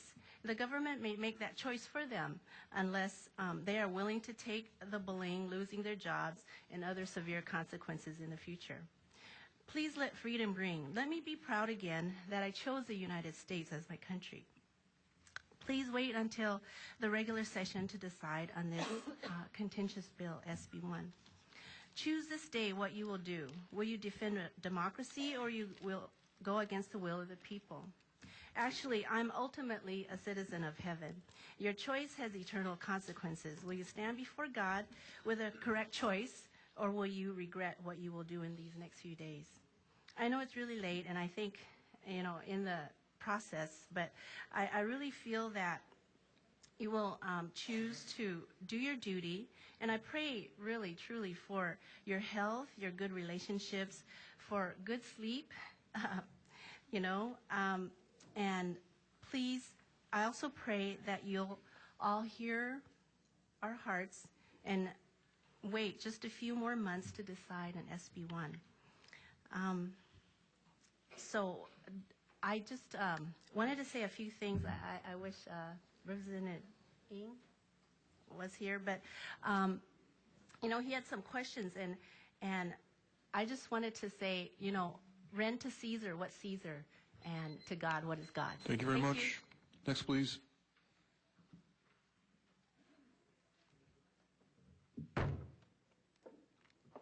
Good morning, Chair Rhodes and Chair Luke and the rest of the committee. I'm here, and as I sat 9 hours here in the testimony on Monday. I'm sorry, could you just tell us your name and number, please? Oh, my name is Ana Barrientos Perez, 3504. And as I sat here 9 hours here in the testimony on Mondays, I got the pleasure to hear both sides, and I heard the LGBT testimonies, and it's sad to hear that it's all about equality when their testimony is about two persons, me, my equality, my money, my reimbursement, my state, my federal tax benefits, the tax laws. And like the person before me says, life is about choices, and choices come whether you know God or you need to suppress God. It's your choice. So being said that, I've been accused of bigotry, intolerance towards those who hold different opinions. I oppose to this bill. I oppose to drink and driving. I oppose to you teaching children homosexual activity at any level from kindergarten to high school. I was accused of having fear. No, I do not have fear. I am concerned that this is not a democratic process. You show your integrity and commitment, for we voted for you, and we will vote for you in November again, in 2014. So let the people vote, let the people decide. God is the highest authority. Whether you choose to oppress or deny, he has created you. I'm going to read some statistics from 2002, because the CDC has stopped publishing and keeping public records data because of the anti-discrimination issue. So these statistics are from 2010. HIV is considered an epidemic right now. It's a homosexual lifestyle. If you pass SB1, you will lead our teenagers in high school and all the schools throughout Hawaii to enter into that bill because you're going to provide the literature, you're going to provide the website, you're going to provide everything. So what do they have in the time that are free? They're going to go and try it out. So this is the emergency visits were done in 2010, and 10% was related to HIV because they don't go and test. So it's really, really expensive, and it's in the millions of dollars, $108 million. Age 15 to 64, 62.3 millions. HIV serology, 250T, and these are in the CDC. Next, Thank you, please. and vote no.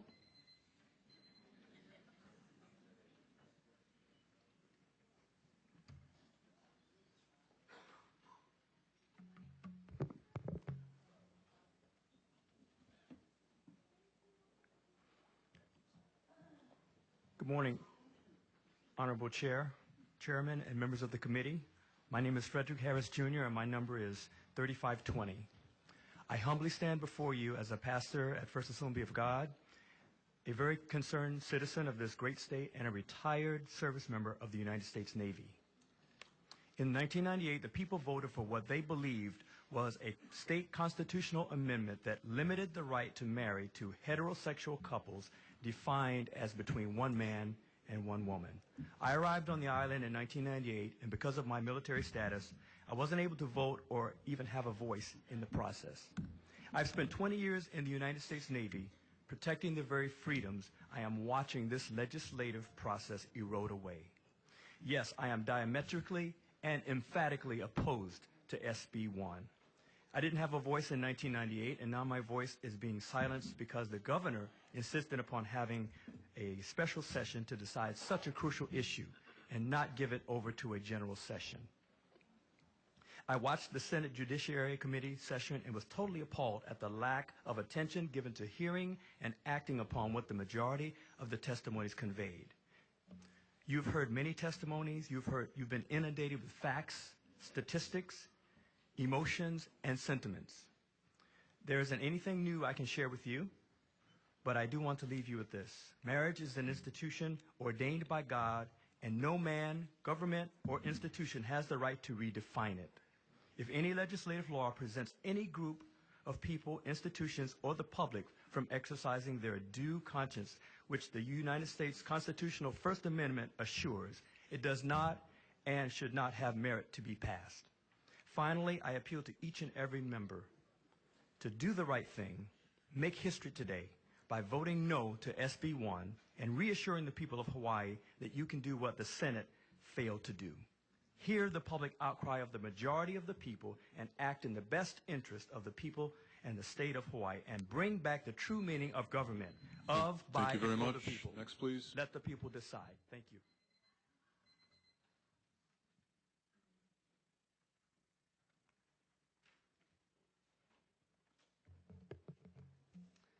Aloha, my name is Kristen Imig and I am number 3354.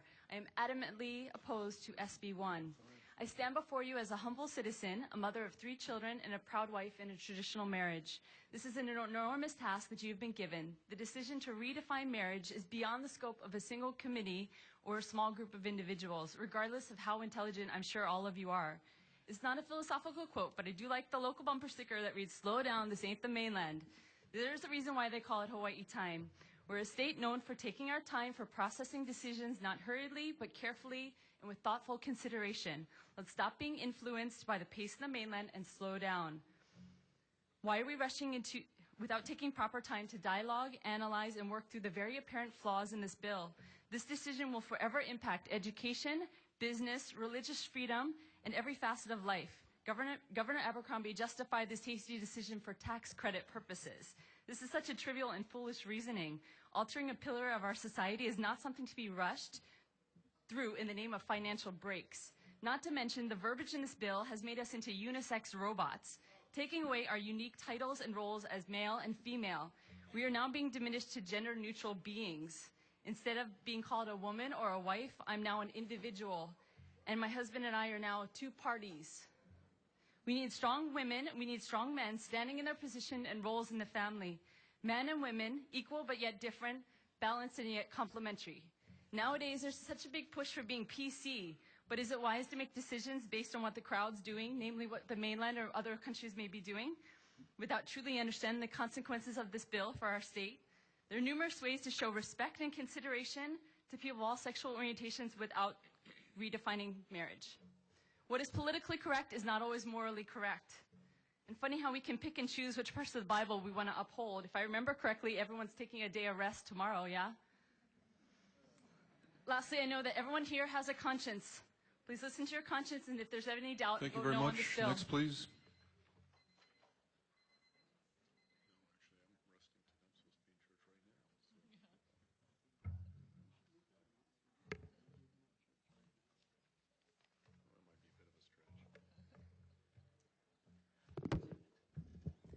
My number is 3561. My name is Eva Kuuipo Kahapea Hubbard. I'm from Nanakuli and Nu'uanu, and I strongly oppose SB1 for a couple of reasons. People come from all over the world to Hawaii to experience Hawaii. From all of the continents and the 30,000 oceanic islands. Arriving through 15 ports, 23 airports throughout the islands. We have shared our Hawaiian culture and traditions. We have shared our values and ethics and philosophy. We have shared our lives. We have shared our aloha with the world who come to experience Hawaii that cannot be duplicated anywhere else.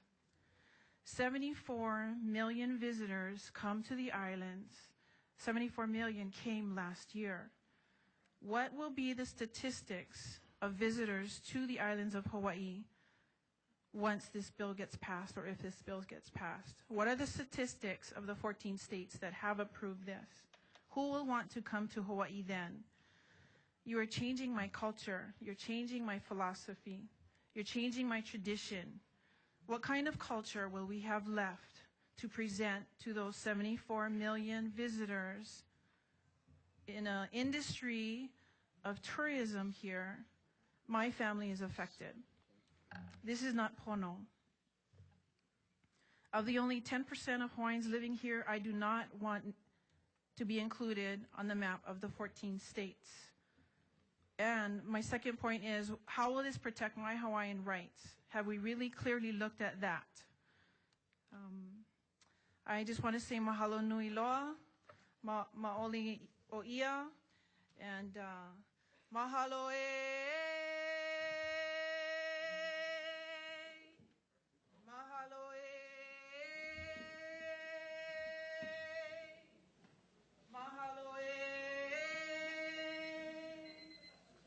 Thank you very much.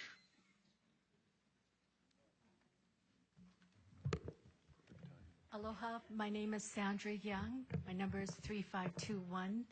I want to thank all of you for being fair in the process today, but I ask you to open up your minds and listen to what we have in our letters and consider the destructive effects of same-sex marriage on religious freedom, on parental rights, on children, on freedom of speech, and the foundations of our democracy.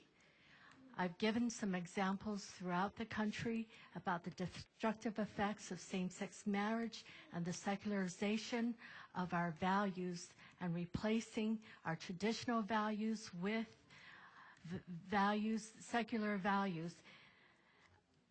I am going to primarily discuss today two issues. I'm a family law attorney. I wanted to talk about the defective provisions in these statutes. Specifically, if I can direct your attention to the bottom of page 7 and page 8, it's really defectively drafted because it seems to allow for quasi-polygamous relationships by allowing people who are in reciprocal beneficiary relationships and in domestic partnerships to be able to get married. So that is something that is easy to correct. You simply add 4 words, reciprocal beneficiaries and domestic partnerships. I also wanted to quickly direct your attention to the parentage provision. I'm troubled by the change in the use of the word the definition of presumption, because the presumption is assumption of fact accepted by the court to be true, and this is a misuse of that word. And I see my time is up. Thank you. Thank you very much. Next, please.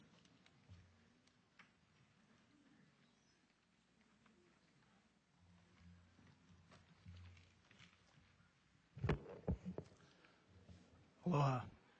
My name is Arthur Hanneman. I'm a father of 7, grandfather of 14. So could you, we couldn't hear you, but can you speak a little closer to the mic, but can we have your number too, your registration number? Sure. My name is Arthur Hanneman. My number is 3428. Thank you. I'm a father of 7, grandfather of 14, married for 38 years, and I strongly oppose Senate Bill 1. There's been discussion this week regarding church and state. As we talked about it, I was reminded of a story in the Bible regarding the Savior, Jesus Christ. He was asked the question, unto whom do we pay tribute to? God or to Caesar? And with that, he said, show me a coin. And then he asked the question, whose image is on the coin? And they said, Caesar. And with that, he taught, render therefore unto Caesar that which is Caesar's, and unto God that which is God's. If we take a piece of paper and we put church on one side at the top, and we put state on the other side, and then we draw a line down the middle, the question would be, in what category would you place marriage? Remember the words of the Savior, render unto Caesar that which is Caesar's, and unto God that which is God's. The other thing we talked about this week was this evolving that's happening in our society. If you look at the 10 Commandments, they've been a part of our society for thousands and hundreds of years. And in this evolving society, which ones would you change and which ones would you take out? Thou shalt not kill. Thou shalt not steal. Thou shalt not commit adultery. Thou shalt not lie. We talked about baptism this week and comparing baptism and the different ways in which it's performed today and comparing that to marriage. Though the ordinance or the performance of baptism has changed, the definition still is the same. This week I heard someone say that the government has got to step in because the people can't decide, or they'll say yes. I would hope that the government would not step in, that we would have faith in the people to do the right thing. Let the people decide. Thank you very much. Next, please.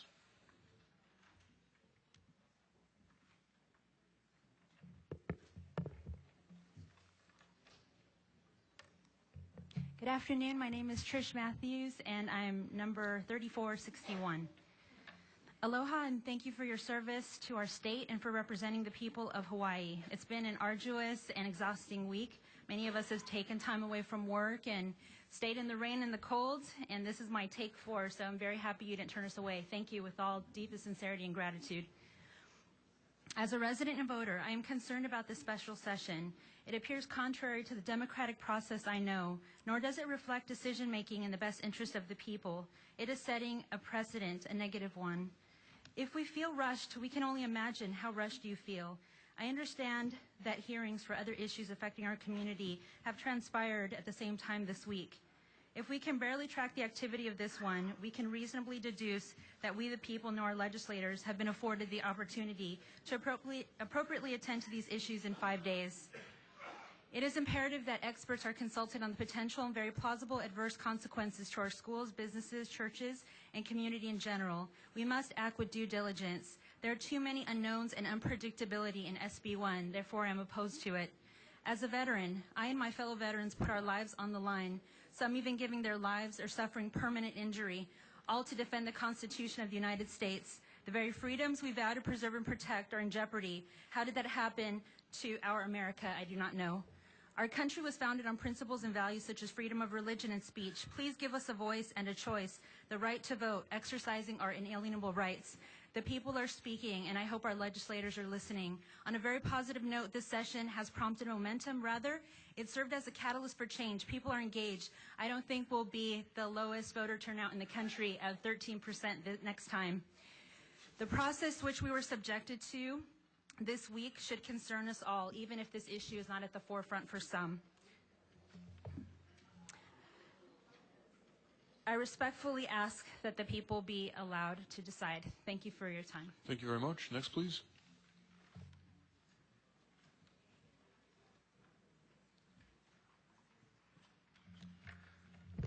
Aloha, my name is Victor Groves, number 3491, and I am opposed to SB1. Probably, as with some of you, there was a time in my life when I did not believe in God, but through experiences, I've come to know that, without a doubt, that God is real. My point being that I and other Christians are accountable to a higher court. So I strongly oppose the SB1 because, yes, though the LGBT community will be receiving their federal funding, they constitute less than 1% of Hawaii's population.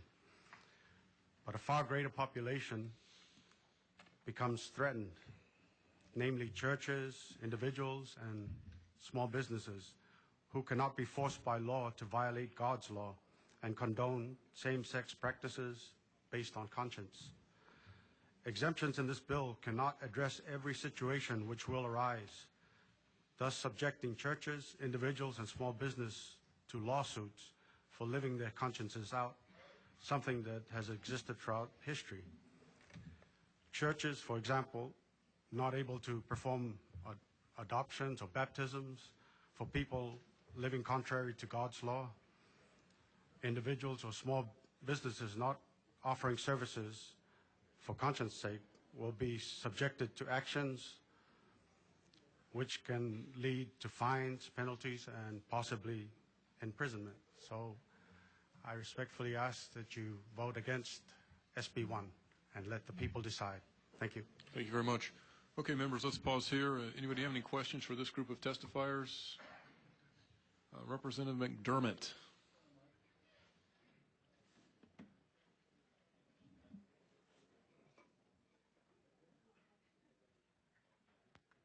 Chair, I think they were hiding the mic from me. Can I have Aaron Shumway from LDS come on down?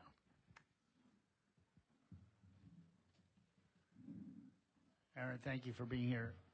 Aaron, I'm not sure you're aware, yesterday we had Judge Levinson testify, very enlightening. And in the discussions with him, he affirmed to my question that there is indeed no constitutional right to same-sex marriage, nor is there any fundamental right to same-sex marriage. Are you familiar with that? I did not hear his testimony, but I would agree with that. Okay, I also asked him in the United States Supreme Court decisions recently that were given as one of the reasons for us being here, if the United States Supreme Court enumerated a constitutional right for same-sex marriage for every American citizen, and he said no. Is that your understanding as well? Yes. And Aaron, with the current religious protections in the bill, are you satisfied with those? Not at all. Okay. Thank you so very much, Aaron. Members, any other questions? Representative Jordan.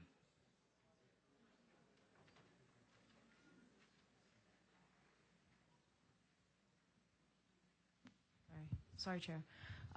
Sandra Young, 3521. Did she leave? No.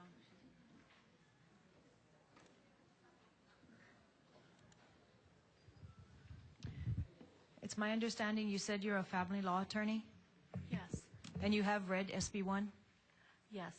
So I'm trying to glaze through your testimony rather rapidly, your written testimony. Could you go, you didn't have much time when you spoke about the section regarding 572C, rights of parents. I'm sorry, who's talking to me? Oh. Hi, sorry. Okay, thanks. Okay.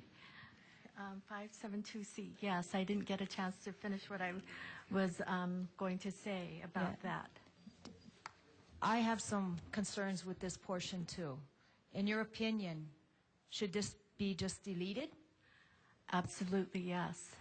This provision, in my opinion, changes parental rights very drastically, and it creates situations that I don't think you would want to occur. First of all, it's a redefinition of the word presumption. It's a misuse of the word because when two people of the same sex are together, it's an impossibility for them to be able to create a child. So you're using the word presumption, which is an assumed fact to be true that can be rebutted, to something that is impossible. Secondly, this provision brings in the provision that states that there's a presumption that the husband of a wife is the father of the child born to his wife.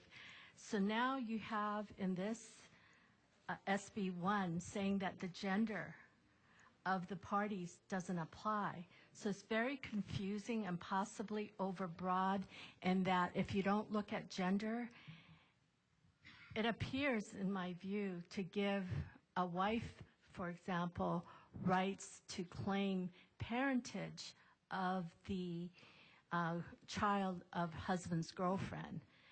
And I don't think that's what you intend. It also gives, for example, two married people who are in different relationships, but they both produce a child together. You're giving 4 people legal claims to that child. And the problem with that is I heard the Attorney General yesterday, his response was repeatedly, the courts will decide, the courts will decide. Correct. But that is such a hard question that doesn't deal with the reality of how expensive legal services are. Most of the people that call my office cannot afford legal services. So it's very unfortunate. We have to be sensitive to resolving all of the issues so that the poor are not affected by poorly drafted provisions in SB1. And it's throughout the bill. For example, just even the statutory section, it says 572, but 572 is a reciprocal beneficiary section. The more proper place in which this portion of the bill should be 584-4 under the uniform parentage provision. So things were just very hastily done and should not be hastily done because you're hurting people that cannot afford legal services. It's not only in this area. I mean, I could kind of point out some other things that there are defects in the bill because this is So thrown Representative Jordan, together. do you want to go into these other areas? Or Well, first I want to finish with this 572 because there's been a lot of discussion regarding this, especially from the Native Hawaiian community, especially when you're talking about beneficiary rights. And I think I understand what you're saying. So, in your opinion, this should be just deleted, period. Yes, because there's a Hawaii Supreme Court case known as Blackshear versus Blackshear. And what that case does is it makes any determination by a court of law, for example, a divorce, it makes it final, res judicata. You cannot raise the issue again. Now, this is done even even between a husband and wife, where the presumption of paternity applies. The actual father, the real father, has no right to notice of his rights being terminated. And that is because the legislature and the Supreme Court made the decision because of the interests of the child, and the child has opposite sex parents to be able to raise that child. And so there's no deprivation of one parent. So when people are not aware of these proceedings, it's a very, very significant loss. If they're not aware that their child will be taken away from them, it's really unfair. It's patently unfair. Yeah. So, Sandra, if we were to remove this section from SB1, do we have other laws on the book that could handle those issues that may come up? Well, I think what you would need to do, and again, I don't support SB1 because of the problems that I see, but I'm just pointing out the troubling provisions. You would have to do a separate bill and possibly put it under the Uniform Parentage provisions because it talks about the establishment of parental child rights there. And you alluded to the Native Hawaiian rights, and there's really, that I'm aware of, no mechanism to protect the Native Hawaiian rights if they're not a party to the marriage. So the reality is family court is very careful in putting in the Native Hawaiian rights onto the birth certificate. When there's an adoption proceeding, we have to file a special extra motion, and the courts look at the records. We have to provide actual evidence of the lineage of the child.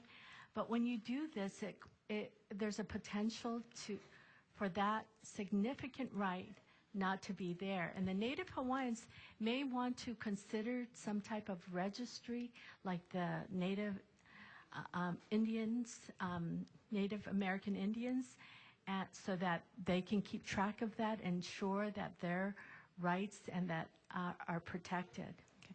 Thank you on that portion. Chair, may I ask her on her the other that she spoke about in her testimony? Can I just open it up to other people? I'll come back to you. Sure, Chair. Okay. No problem. Anyone else?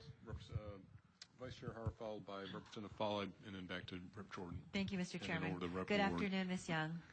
Thank you for being here. I'm sorry, you are a family law attorney. Yes. How many years have you been in practice? 25 years. Okay. So would you be able to attest, you did indicate that you have read Senate Bill 1. Yes, I Okay, have. could you please turn to page 14 of the bill? This is the section that deals with annulment, divorce, Yes. and separation proceedings. I think you didn't touch upon this in your verbal testimony, but I'm trying to understand, because I too have issues with this regarding jurisdiction. Could you please expand for the members on this on these two committees who may not be attorneys, so we need to speak lay terms, but could you please explain what some of the potential problems are with the section as drafted? I find this provision disturbing because it's unfair to opposite-sex couples. They don't have a right to get a divorce without jurisdictional requirements. And it's not only putting a burden on our Hawaii family courts because the courts are already backlogged. They need more judges. They need more clerks. So you're burdening the system at the expense of Hawaii taxpayers. I'm sorry, why are we burdening the system on the back? Why are we burdening on the back of taxpayers? Can you explain that? Right now, there's a backlog of cases. You can't get into court quickly if you file a post-divorce motion. If you're trying to get an adoption, it takes many months because there's a shortage of staff and judges to be able to process that. And so you're burdening the system because people will have to wait further and longer to be able to have their cases heard before the court. Okay, Ms. Young, take a step back because I'm not. What is the current law right now? If a couple wants to get a divorce, what is the current? Do they have to be domiciled? Because currently under this bill, there's no domicile requirements for a same-sex couple. What is it currently for a heterosexual couple? Currently, there's a 6-month residency requirement and a 3-month circuit requirement. For one party, or for both parties? For one party to be able to do that. Okay, so when I read this particular measure, it says neither party needs to have domicile in the state of Hawaii in order to obtain a divorce proceeding. Yes. Okay, so that's the first thing. Now, secondly, the Attorney General did testify on this, and he said, well, the reason the section is in there is because we're going to presume, there's a presumption that the reason they're coming back to Hawaii to get a divorce, the same-sex couple, is because they cannot obtain a divorce in their current jurisdiction because same-sex marriage is prohibited.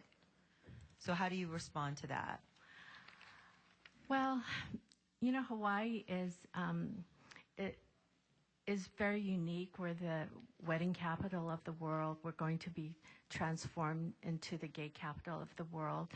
But I think it's unfair to have people to be able to file for divorce here if they cannot file in another jurisdiction, because you're dealing with parentage issues as well.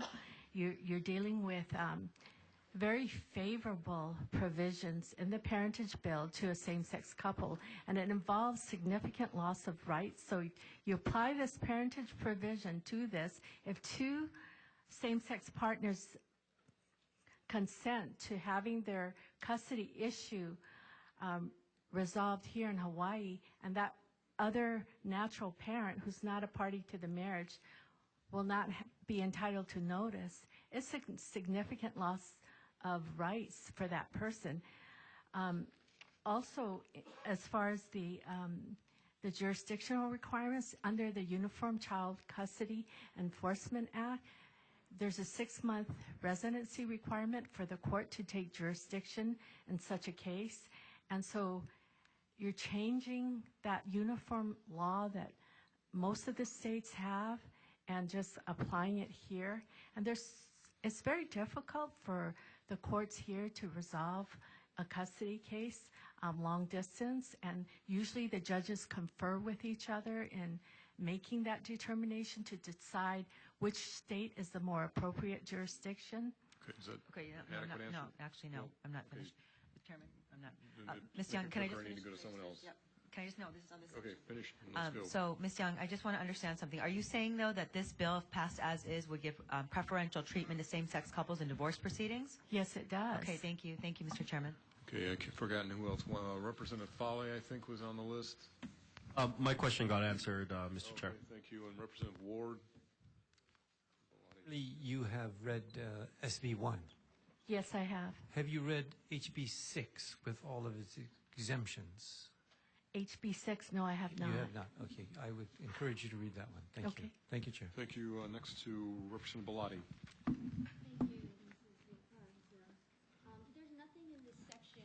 There's nothing in this section on pages 14 to 15 about the divorce, annulment, separation proceedings that says that the same-sex couple somehow jumps in front of any other previously filed cases. Is there? Pardon me? You stated that there's a preference given, but there's nothing in this section or anywhere in this chapter that says somehow that if a couple wants to get a divorce here, that they somehow jump in front of the other filed cases. Is there? I did not say that they jump in front of other filed divorce cases.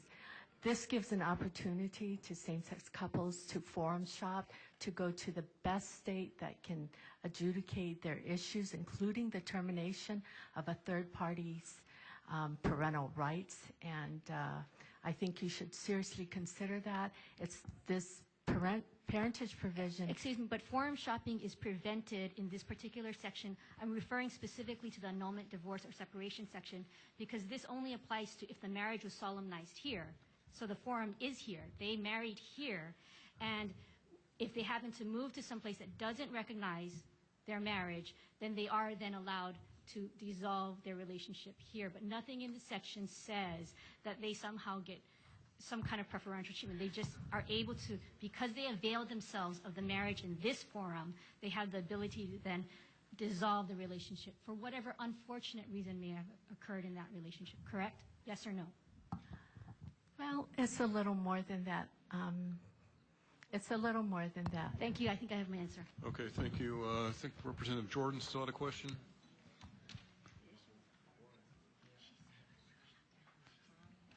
Yes, Chair. Wow. I think, Sandra, thank you for coming today. I totally forgot about the Uniform Child Custody Act, and I think we just adopted that, right? The six months. Yes. In the last There's few a years. 6 months residency requirement. Yes. Yeah. I understand that you do not support SB1. Correct. So you do not support SB1 because of these faults in this measure? I don't support this bill because of the consequences of same-sex marriage. Okay. And I've elaborated that a little more in my letter. Okay. And I think, though, the legislature should explore the possibility of other options because there's this divisiveness here, and race and gender are morally neutral characteristics, whereas homosexuality is a morally controversial behavior. So you have something that's morally controversial. How do you address this issue? You pass a law that is morally neutral, that includes family members, to be able to get the federal benefits, so that everyone truly gets all the federal benefits, and not just same-sex couples, because of the tremendous adverse effects on our society. Okay. Have you? I didn't get through your whole written testimony. Did you have an opinion on the religious exemptions in here? I think, in looking at what's happened around the country, I think it's wholly inadequate. It doesn't give rights of conscience protection. There's so many things. If you just look in other jurisdictions where it's passed, you see an erosion of religious liberty. You see a persecution, increased persecution of Christians, and an intolerance toward Christians. Just complaints and lawsuits being filed against Christians for trying to exercise their freedom of their religion, and they're paying fines, and so forth. So in your opinion, should we be more definite in carving out a religious exemption in this measure, and probably looking at the Religious Freedom Restoration Act? Well, no matter what you do, because you have same-sex marriage by itself, without including family members and these other groups that are traditionally denied marital benefits, it's not a morally neutral bill, so people of faith are going to object to it. But if you take the time and craft a bill that is morally neutral and inclusive of all other groups that were previously, presently denied marital benefits, then I think the divisiveness that you see, the attacks on Christians, I think people would start working together, because I think we're fair-minded people, but we don't think it's adequate. It's still going to occur, bottom line. Thank you very much for coming today. I appreciate it, and I think the rest of our members here do too. Thank you. Members, any other questions? Representative Carroll. Sorry, I can't see down there. Thank you, Chair. And thank you, Susan, for coming. I'm just going to jump on what Representative Jordan just asked you, and it's in regards to what you said, that this bill is not a morally neutral bill. And you talked about marital benefits. If you can, in a summary, give me an example of what you mean by morally neutral. Well, if you look at race is a morally neutral characteristic. You can't say that's wrong. A person's gender is morally neutral. But when people engage a certain type of conduct, some people may be okay with it, the other people may feel it's wrong. So it's considered morally controversial. And people of faith may feel it's wrong. And so how do you balance the two? We ask the legislators to create a bill to give everyone federal benefits, that it be drafted so that it's morally neutral, so that it represents a benefit for all. Okay. Well, thank you. Thank you, Chair. Let me, Representative Lee first, then we'll go back to Representative Fale. Thank you very much. Just very briefly following up on Representative Carroll's question, I think history shows very clearly that morality and religion were used extensively by some at the time to oppose interracial marriage, racial equality, even ending slavery. And they were incredibly controversial issues of their day at the time. Are you suggesting that that debate, in light of this one, should not have happened at the time in the way it did? Again, the subject of race as a characteristic it's a morally neutral characteristic, and I'm not saying we shouldn't have had it. No one is saying that. And so we should support racial equality.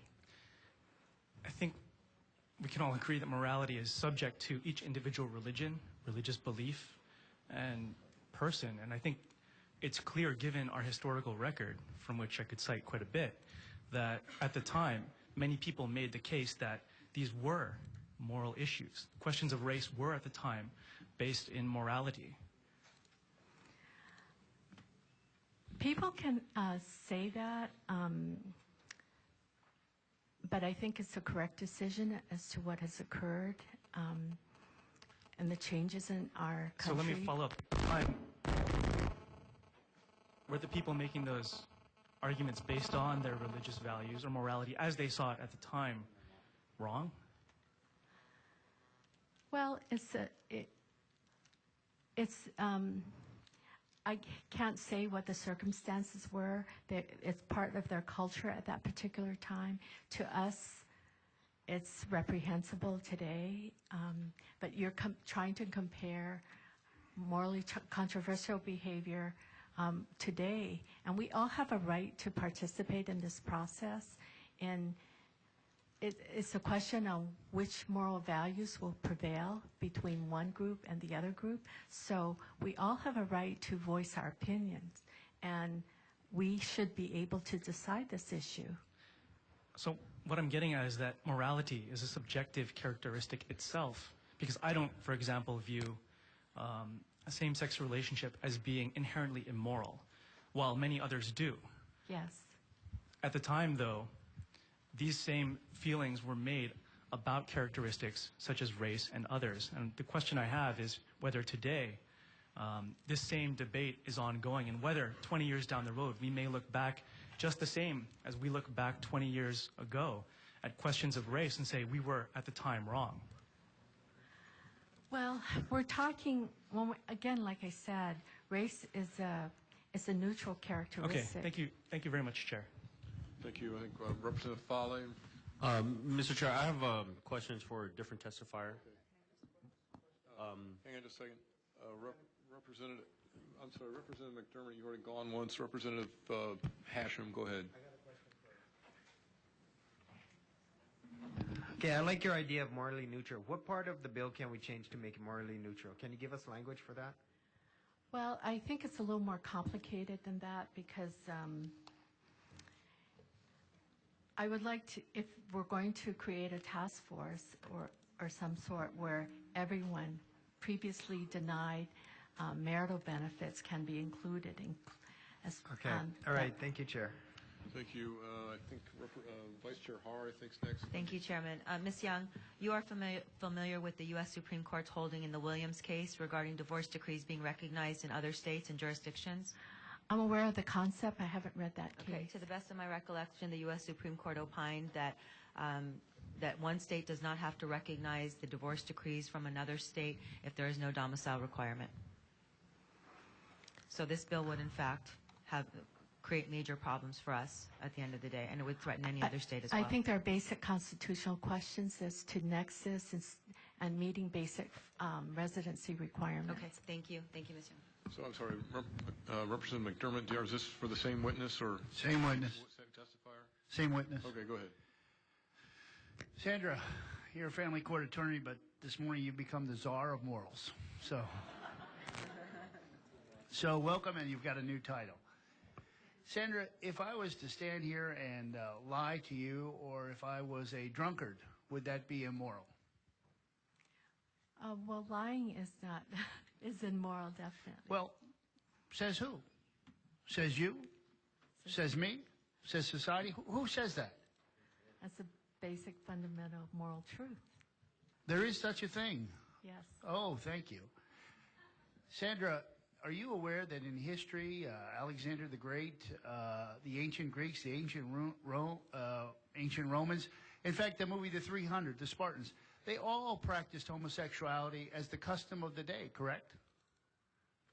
It was prevalent in various cultures. But somewhere along the line, are you aware that the society said, hey, this isn't a good thing? And now we're back at it again, aren't we? Yeah. Thank you. Thank you. Okay, so I'm sorry, Representative Fale, you were a different testifier? Okay, I have a quick question. It's a serious question, although it may sound flippant. It's always struck me that for someone who's opposed to same-sex marriage that you would want same-sex couples to be able to divorce as easily as possible? Because it would, and if you view it as a sin, then shouldn't it be very easy to dissolve that legal union? Well, there are many rights and interests involved in the dissolution of that relationship, so you want to be sure you comply with due process, constitutional requirements of notice, and considering property division being fair, and all of that. And sometimes in a marital relationship, one spouse will actually go in and take everything and leave the other person penniless, and it makes it even harder to defend the case here. Okay, fair enough. Thank you. Yes, Representative Onishi, I'm sorry, same witness? I mean, testifier? Go ahead. I feel like witnesses. I mean, they're witnesses testify too, so, you know. Can you tell he's a lawyer? You just, I guess, your answer to Rep. McDermott's question in regards to different civilizations or different cultures, that homosexuality was a part of it, and in some cases significant, others not as significant. So at what point did the immorality be attributed to homosexuality, and how did that come about, if you know? I'm not sure if you want to go into that question, but for example, if you look at different cultures and different scriptural documents or religious documents, it specifically forbids that kind of conduct, with all due respect to people, because it can be destructive not only to the physical body but to the spiritual body. And the concern is not just denying gays their rights, but it's the protection of children, it's love and concern for the gay community. And I say that they've been a blessing in my life during various times. Okay, yeah, I understand that, but in terms of, you know, at some point in time, somebody made a decision that says, hey, this act is no longer moral, and therefore we should not condone it. We should restrict it. We should persecute it. And where did that come from if cultures had acceptance of that before? And how was that propagated, you know, to other cultures, that thought? Well, I think if you're asking about the Christian faith, it's right in the scriptures, and you have the LDS Church, they have their scriptures that came down from the people that believe in God. They believe it's the Word of God, it's inspired of God. So it came from that source. They believe it's morally wrong, and just considering the biological effects of engaging in that, it is harmful.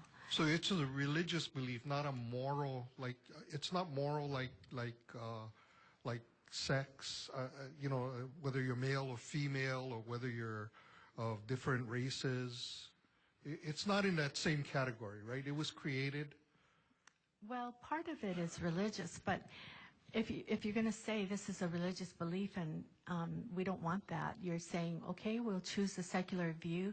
It's more acceptable to us, and we're not going to consider religious views and all these other religious views, such as thou shalt not steal, and all of these things that are really basic, fundamental rules that we live by.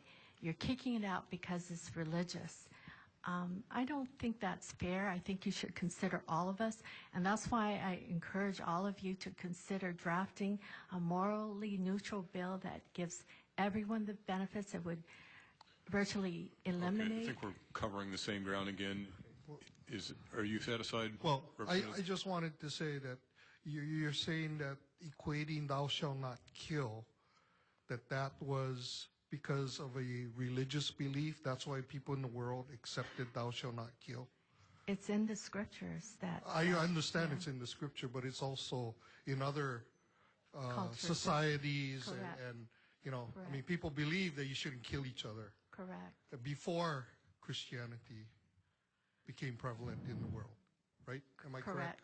Correct. Okay, thank you. Thank you very much. Is that anyone else for this testifier? Okay, seeing none, Representative Fowley. You had somebody else you want to bring up? Yeah. Can I have Aaron Shumway?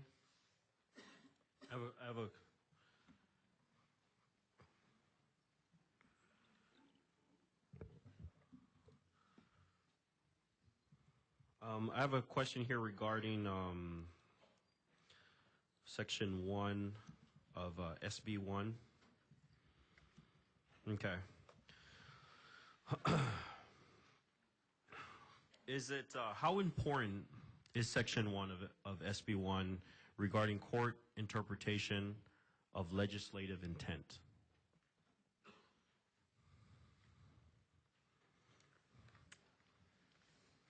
It's my understanding that one way that you can look at what a legislature was looking at or thinking about when they passed a certain law is the recitals that are given in the opening sections of any bill. Can you repeat that real quick? I couldn't hear you. Sorry. It's my understanding that, say, in a court of law, when you're trying to understand what the legislative intent was of a certain bill, is that one place to look for that one piece of evidence would be the opening sections of a bill that discuss why the bill is being enacted. And are you pretty familiar with Section 1 of SB1? Have you read it over? I've read it over. And what do you find, as an attorney, what do you kind of find anything significant or important about Section 1 of SB1? Well, my understanding of it is that it's the Supreme Court's Windsor case, which held part of DOMA unconstitutional, the part which says that the federal government doesn't recognize same-sex marriages that are recognized in states that recognize same-sex marriage. That's why we want to give them all the benefits so that they can have that here in Hawaii. Okay. Okay. All right. All right. Yeah. Okay. Thank you. Thank you very much. And one. Okay. I have another question for a different testifier. Okay. Please hurry. And does. Oh, I was going to ask Rachel Lee. Oh, okay. The other question I have for a testifier is Arthur Hanneman.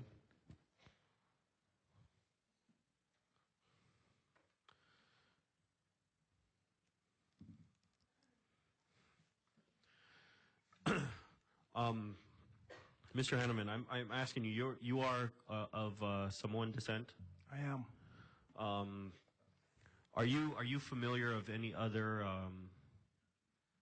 Pacific Islands that have legalized same-sex marriage? I am not.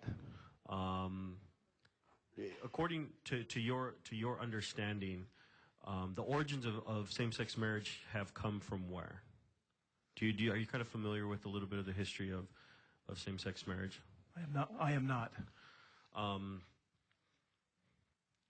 As a person of Samoan descent, right? You're probably familiar with the Fa'afine history in the Samoan Islands. I am.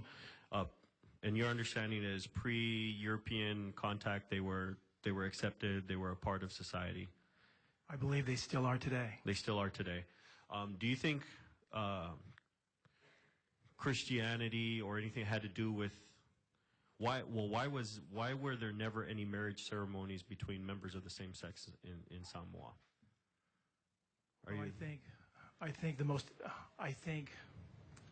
I believe part of the Samoan culture has to do with Jesus Christ and his teachings. The majority of Samoans are Christian, and therefore they follow the Bible. Okay. And I would find it very difficult for the Samoans to incorporate this kind of relationship and make it ceremonial or formal in the culture. Okay. Are you familiar that the same-sex marriage origins came out of Western Europe? No, I'm not. Okay. Do you understand that the only nations that are advocating for and have legalized same-sex marriage are former colonies? Are either nations in Western Europe or former colonies of Western Europe? Somewhat. Okay. Do you believe that the Kingdom of Hawaii would be pursuing same-sex marriage? Well, this is just. Please get to the point. Okay. The point is that if indigenous people, if all nations that have indigenous people in control of their government, especially in the Asia Pacific region, do not have an issue with this, would you consider that having this pushed on, given that it's originated out of Western Europe, is only being pushed on Western European colonies, would you consider this a form of cultural colonization of Pacific Islanders? I'm not sure. Thank you very much. Thank you very much. Okay, members, any other questions? All right, seeing none, let's move on to the next witness. Oh, I'm sorry, Representative Ng. I apologize. Miss Rachel Lee, are you still here?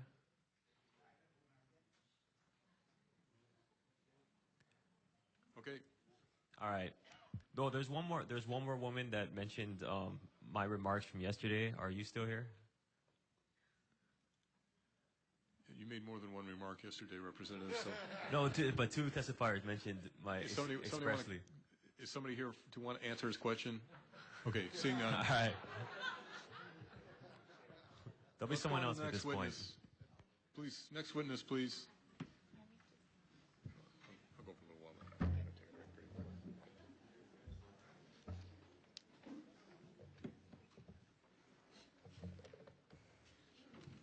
My name is Sherry Evans. I represent my husband and I. We are against SB1. Sorry, can you give us your number too? Yep. My number is 3463. I'm a wife, a mother, and a resident of Hawaii, and have been for all my life, and I never plan to leave. Excuse me if my voice starts shaking or that I may stumble upon my words. I am not a public speaker and never want to be. No thought in my mind would I ever consider being here before you. Yet, I am here.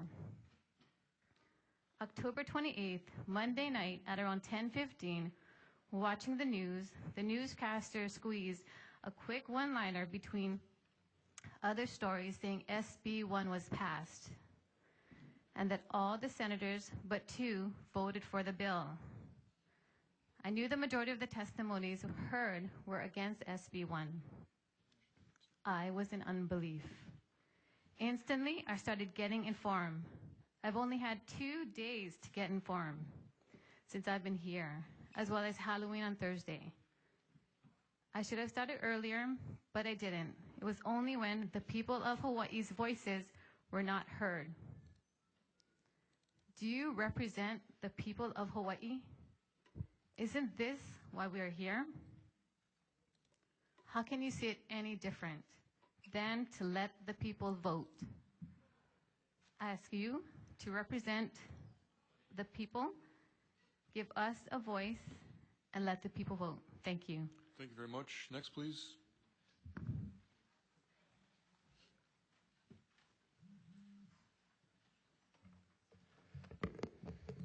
Shirley Kinoshita, 3533. Thank you. Honorable Chairs Rhodes and Luke, Vice Chairs, Committee Members of Judiciary and Finance. My name is Shirley Kinoshita, a voter from Kapolei, opposed to SB1. Ladies and gentlemen, is this absolutely the best bill that you as lawmakers can give to the people of Hawaii? Is it? Civil Liberties Union Act and the couples that have joined in the civil unions should have all the federal rights. We are not disagreeing with that. Yet we want to be a traditional marriage state. Are we placed in this position because the federal law defers to state law on marriages and withholds benefits? If civil liberties unions were included in the federal law, wouldn't that solve the benefit issue? Where is our federal delegation on this matter? What has been done? And I haven't heard anything from them. In 1998, 269,617 voters, including myself, passed that amendment for traditional marriage. Senator He says in his report from the Standing Committee on the Senate that it is an equality issue. However, we agree with Senator Sloan that this bill is not about equal rights, it's a privilege. On religious organizations, the Senate Standing Committee admits in its report that 2 revisions made in August and September were so confusing to the churches regarding use of facilities, profit, public accommodations. Thank you very much. Okay, I have an announcement to make in terms of getting ready for the next group. This is the last of the 3,400 to 3,600, so if your number is between 3,601 and 3,800, please check in. Again, that's between 3,601 and 3,800. Please check in. Okay, next testifier. Thank you. Hi, my name is Janelle Yim, 3467. I strongly oppose SB1. Same-sex activists say that, quote, ending exclusion of marriage would strengthen families and would take away nothing from anyone else. However, a Canadian study based on the 2006 Canadian census just released a couple months ago in August states, children living with gay and lesbian families in 2006 were about 65% as likely to graduate compared to children living in opposite sex marriage families. Daughters of same-sex parents do considerably worse than sons. You know the detrimental costs of dropout high school students on our society.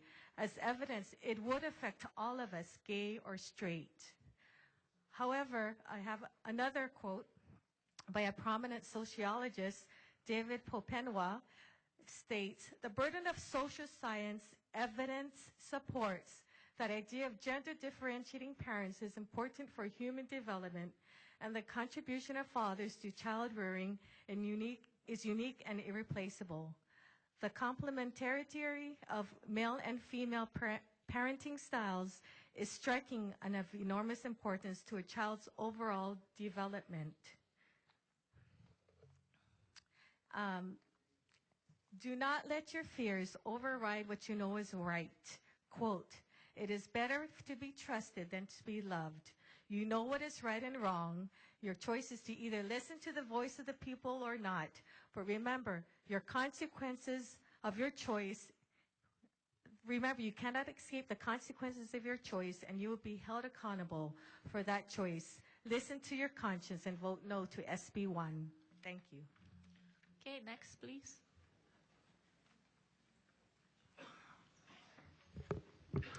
Aloha.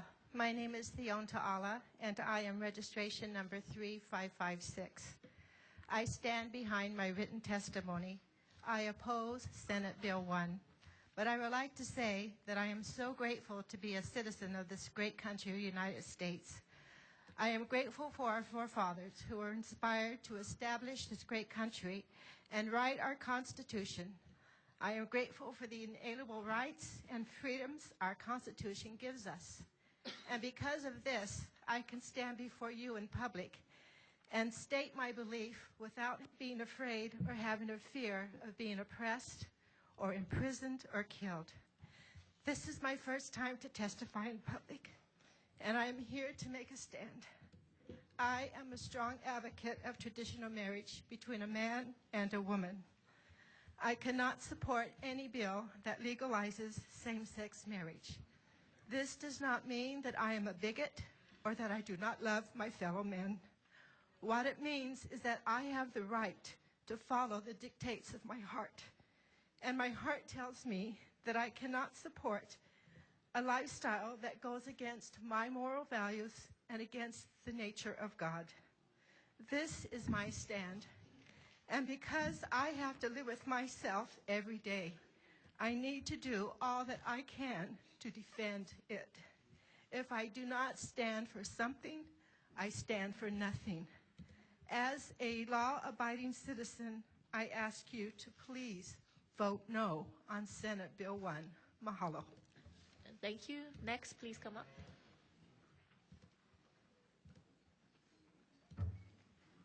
Good afternoon. Colonel Retired Tim Fugino, number 3502. Chair Rhodes, Chair Luke, and both committees, thank you so much for your endurance. After so much testimony regarding the concerns and questions surrounding this bill, my question to the committees is, what is the rush? Why are we rushing to approve this bill, this extremely controversial bill, in a 5-day or 2-week session? I ask you to vote no to Senate Bill 1 to allow adequate time to fully address the concerns, the impact this bill will have, an impact which goes far beyond the right of same-sex couples to marry. I'm a retired veteran of the United States Air Force and the Hawaii Air National Guard. I've been on combat deployments, and I fully appreciate the importance of tolerance, diversity, and respect, no matter what your sexual orientation. But I'm deeply concerned with the reverse discrimination that is inherent in this bill. How ironic that the text of Senate Bill 1 is prefaced with a statement relating to equal rights. But what about parental rights? What about the rights of private educational institutions or the rights of faith-based organizations?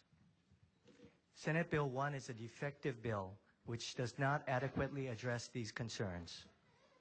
Please vote no to Senate Bill 1 and allow time to address the issues during the general session in January. Allow time to craft another bill which better addresses the concerns for both sides, to balance requirements of the public accommodations laws while protecting the rights of those who do not believe in same-sex marriage.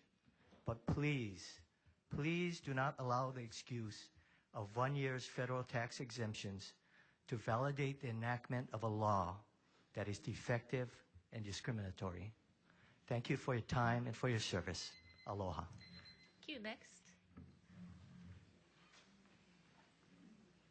Okay. Hello, my name is Deanne Ayua. My number is 3522. This is my first time testifying, and if I could be honest from the very beginning, that this past election was the first time I actually registered to vote. I'm a 32-year-old mother, a daughter, citizen of Hawaii, and more importantly, the U.S. I'm just very grateful for the opportunity to be here to testify, and when it was opened up to the public, I was pleased to participate in the process. Let's see. So I cover that I'm a wife. I'm 32 years old, a wife, a mother, and a daughter. I'm a child of God who believes that marriage should remain between one man and one woman. This has been the tradition since the beginning of time, and I believe it has remained so because it has proven to be effective. Being a daughter raised primarily by my mother, and now I am a mother myself of 2 very young special boys, I can see how the structure of family, including a mother and a father, can have a positive impact on the growth of a child. I firmly believe that a mother innately offers a caring, nurturing, and loving upbringing for a child. Balanced with the adventurous, riskier, fearless approach of a father, my heart tells me that this was particularly God's design for family. As Senate Bill 1 is presented before the House, I ask that you firmly consider the rights not only of the gay community, but those who are people of faith. It is not fair nor right that people of faith should have to participate in activities that directly violate our beliefs and in traditional marriage. I've seen Jesus, the 10 Commandments, prayer reference to God as our hero, has already been removed from the public education system. I'd like to know who is fighting for my First Amendment rights as well. I hope that my testimony is taken into consideration and is received in love. I'm standing forth for what I believe, not to cause dissension or fighting, but to protect my current and future family members, to honor what I believe is natural, God-honoring, and the truth. As a concerned citizen and voting citizen, I ask that you, as an elected official, listen to the people that you represent and go forward with what we're speaking through you. I would like you to let the people decide. I trust that you will represent me and my family as we wish to be seen. Thank you. Thank you. Next up.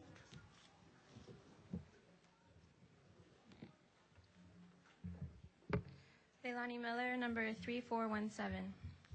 I take marriage very seriously. I take family very seriously, and I take having children very seriously. And that is the very defining power and responsibility that sets a relationship between a man and a woman apart from a same-gender relationships. It takes both a man and a woman to create another human being. This relationship is essential to our very existence. It predates governments and is a very foundational unit of society. Marriage, the solemnization of this relationship, was created and defined by religions before governments decided to recognize it and offered benefits in order to encourage this very wholesome and beneficial relationship to society. Government's role is not to define, but to protect it. The definition that SB1 provides is unacceptable. A marriage is not defined by its solemnization. It is a relationship that includes everything leading up to and after that solemnization. Leave religions to exercise freely their beliefs to define, recognize, solemnize, and support marriages as they see fit, without circumstantial restriction, a true free exercise of religion. Now, according to the law, if you're concerned about awarding the same benefits and privilege to another, a similar but different relationship, define it as such, a similar but different relationship. As a future mother, I am extremely afraid of bringing children into this deteriorating society and the effects of others that will have on their innocent, impressionable, and delicate eyes and ears. Please be absolutely sure that you are protecting parental rights to raise their children as they see fit, which is becoming increasingly difficult to do in this deteriorating society and age of rapid and free exchange of information and media. If you're so bent on definitions, I urge you to further define the protections against any infringement of currently existing rights and not leave that up to interpretation. Leave academics to the schools, leave religion to the churches, leave raising children and the teaching of morals to the parents, and leave the safeguarding of rights and privileges to a government responsive and responsible to its citizens. Please vote against SB1. Thank you. Next up.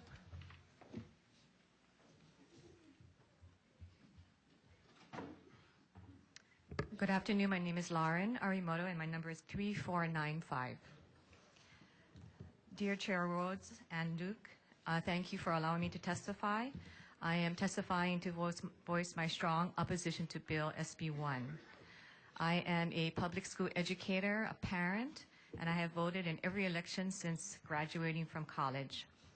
I am asking you to allow the people to decide on the issue of marriage, as I believe this very contentious and complex issue requires more time for public input and study of possible social ramifications.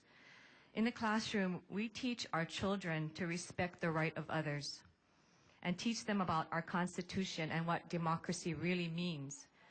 What message are we sending them when we do not allow the democratic process to work? Because the voice of the people is not heard in a 6-day special session. As an educator, I am greatly concerned about what this could mean to our educational system.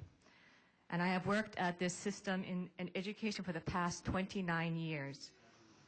When something like this becomes law, the term equality becomes blurred, as evidenced in other countries and states that have passed same-sex marriage laws. In the defense of equality, the rights of others are trampled on, and in the end, our children are the losers. This bill should be given due process during the regular session, where it can be properly vetted and examined as other bills. Please consider the lessons other states and countries have learned from passing these laws.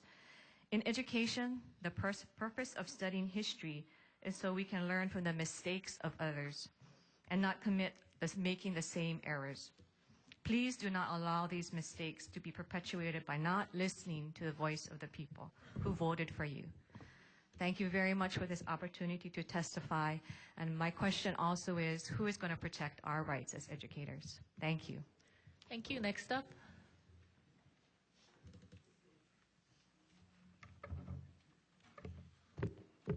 Good afternoon. My name is Michael Kai. My number is 3531. I am the senior pastor of Inspire Church in Waikele, in Mililani, downtown Honolulu, and hopefully to a district near you. I am a father of 3 daughters. I have 3 girls. I have a wife. I have 2 female dogs. I have a house full of estrogen. But I consider a privilege and an honor to stand here before you, and I thank you for your time. I know you have spent countless hours sitting there and either looking at us or computer screens because you have massive decisions to make in the future.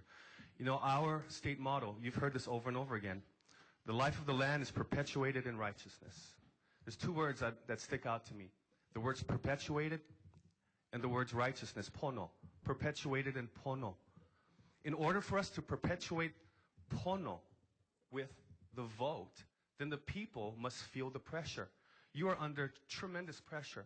I've been watching you for 4 days. 12 hours a day sitting here or upstairs or another 2 hours at home. This is crazy. This is like television drama. We're about to watch something terrible happen or something great happen, depending on who you are.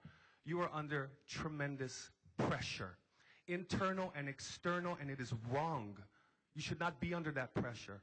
Put the pressure on the people. We can handle it.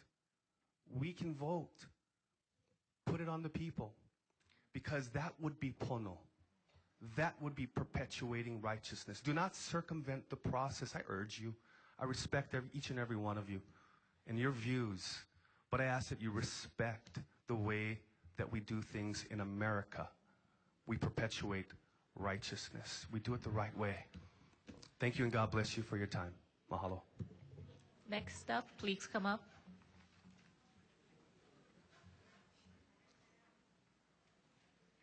Mahalo, Vice Chairwoman, Committee. My name's Giuseppe Locatelli, proud graduate of University of Hawaii and Harvard University. And I'm here to testify today in my strong opposition to SB1. Your number? It's 3512. And I believe that the word equality is misrepresented in the name of this bill, and it contradicts the will of the people of Hawaii. As a Catholic, I can enumerate various reasons, a number of reasons, why I'm opposed to this bill, such as conscience clause, and if you look at the first miracle that Christ performed, it was the wedding of Cana. But I'd like to put on my policy wonk hat for a second, my Harvard policy wonk hat. And if I'd like to ask you, if you have any questions for me, I'm currently writing a book on the subject of marriage and the state of marriage in the United States right now, and historically how we got here to this point. So I ask you to ask me any questions. I have an alternative that I believe that would be beneficial for all, on all sides in this room. And I've heard a number of other testimonies of people asking you to provide an alternative. And I think there's an alternative to this problem that we're in. So I thank you. Thank you. Next up.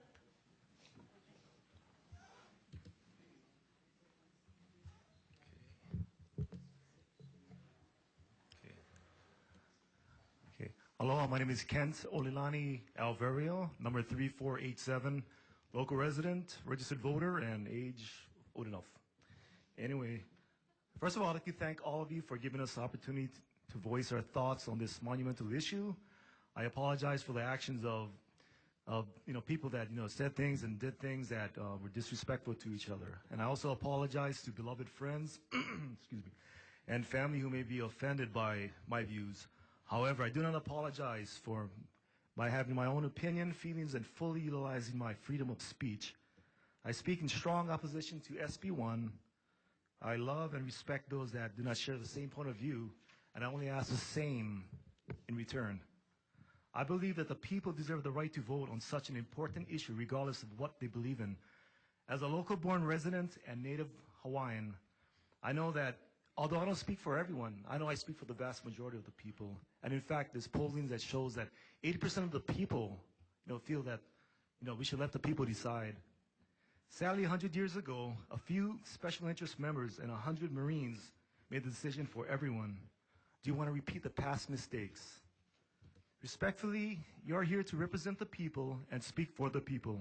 It is your job to uphold democracy and listen to the collective will of the people. It is no secret that a lot of Hawaii's people do not vote, and unfortunately this fact may be the object of exploitation and sadly may be the reason for this special session. Where does that stop? Where does it end? What legacy do you want to leave your children? Yes, once in a while, the kind, loving, compassionate, easygoing people need a good hard kick in their complacencies. And well, I think the people have woken up in huge numbers and they need to be heard. If not here, then at the next elections. So I ask you, how many more decisions will be made for the people against their will? And I humbly ask you to slow down and review this matter. I believe that together as an ohana, we can come up with a solution that benefits all the people of Hawaii. God bless you. Thank you. I'll take the next set. Karen.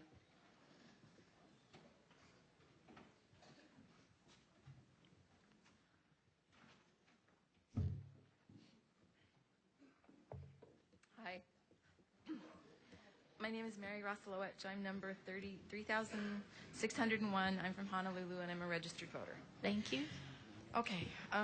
I believe, as I think most people do, in equal rights Can you and speak protections. closer to the mic? Thank you very much. I believe, as I think most people do, in equal rights and protections under the law, and I strongly oppose Senate Bill 1. This bill will abridge religious freedoms and practices for people and religious organizations who do not believe in solemnizing same-sex marriages or having their religious facilities participate in these unions. Legitimizing same-sex marriages as equal by law effectively makes a protected class for a lifestyle and makes that lifestyle a legally and socially sanctioned alternative to traditional marriage. This opens up a whole Pandora's box of social consequences far beyond a right to form a marriage contract and or recognize with loving acceptance those who participate or choose an alternative lifestyle. Some of the consequences of legitimizing same-sex marriage are clearly evidenced in the several states and District of Columbia that have passed far less encompassing same-sex marriage laws than SB1 is. Particularly troubling is the public accommodation section of this bill, which may be construed to require religious organizations to host or participate in marriage ceremonies contrary to their beliefs under threat of legal and financial consequences. It really feels like the elected representatives of the state are trying to shove this bill down the throats of the people very quickly without the majority of people recognizing the larger ramifications and realizing what's at stake. Misleadingly cloaked in the language of political correctness like equal rights or fairness, and hidden in a wrapper of good-sounding intentions for a minority group when this bill promotes a social agenda and its freedom that is under attack. This bill is wrong. While race and gender are not changeable, Okay, thank you very much. Okay, next up.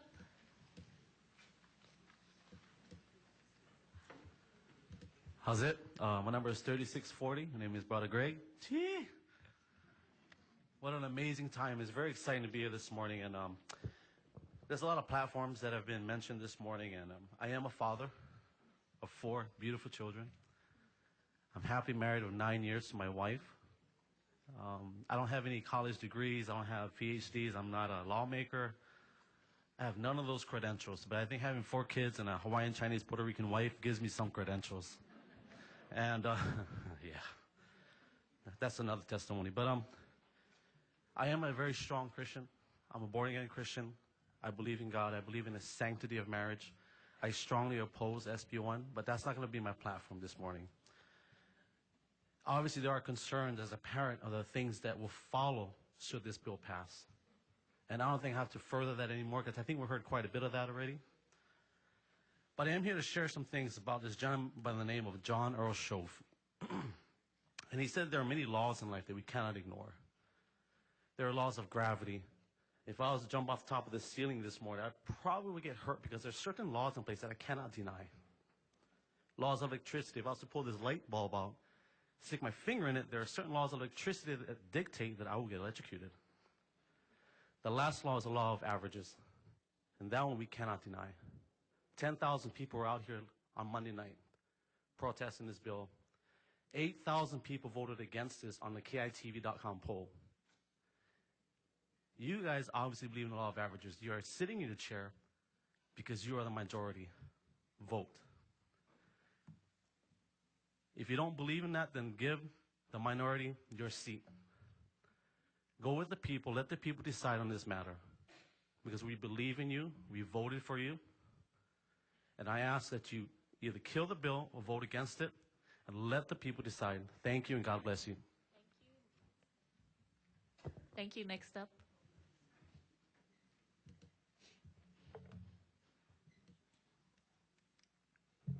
Can you hear me? Yes. Honorable chairs and committee members, thank you for your kind attention. My name is Garner Shimizu. I'm 54 years old and still part of the still young generation. My number is 3631. I speak peace and blessings to my LGBT brothers and sisters. We are all members of the human race, and I respect you for who you are. I can empathize with your inequity of federal benefits, among other things you have endured.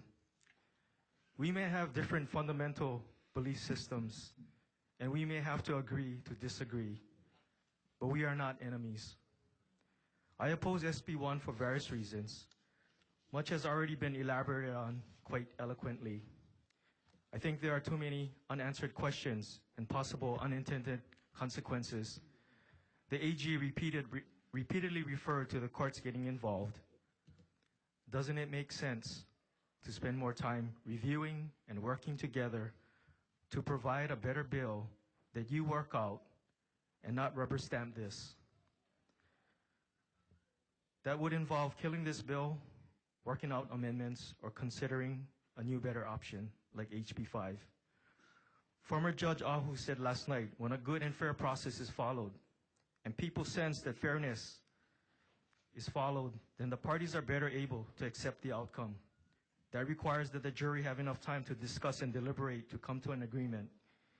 You have a weighty responsibility, but the people have made it easy for you.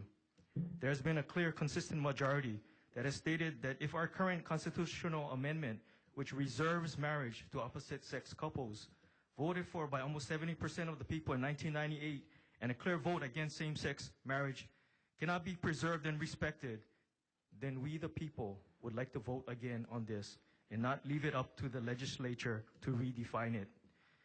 With the vast majority of public testimony against SB1, I believe we, the people, are questioning whether you will do what is right and fair. Thank you. Thank you. Next up, please.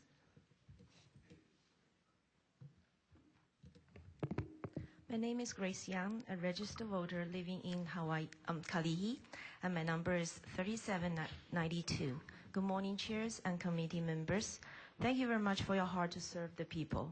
I was not born or raised here, but I now call this my land, my country, and my people. I love this land, these people who embraced me with open arms when I emigrated here 18 years ago. I strongly oppose SB1. I cannot emphasize more.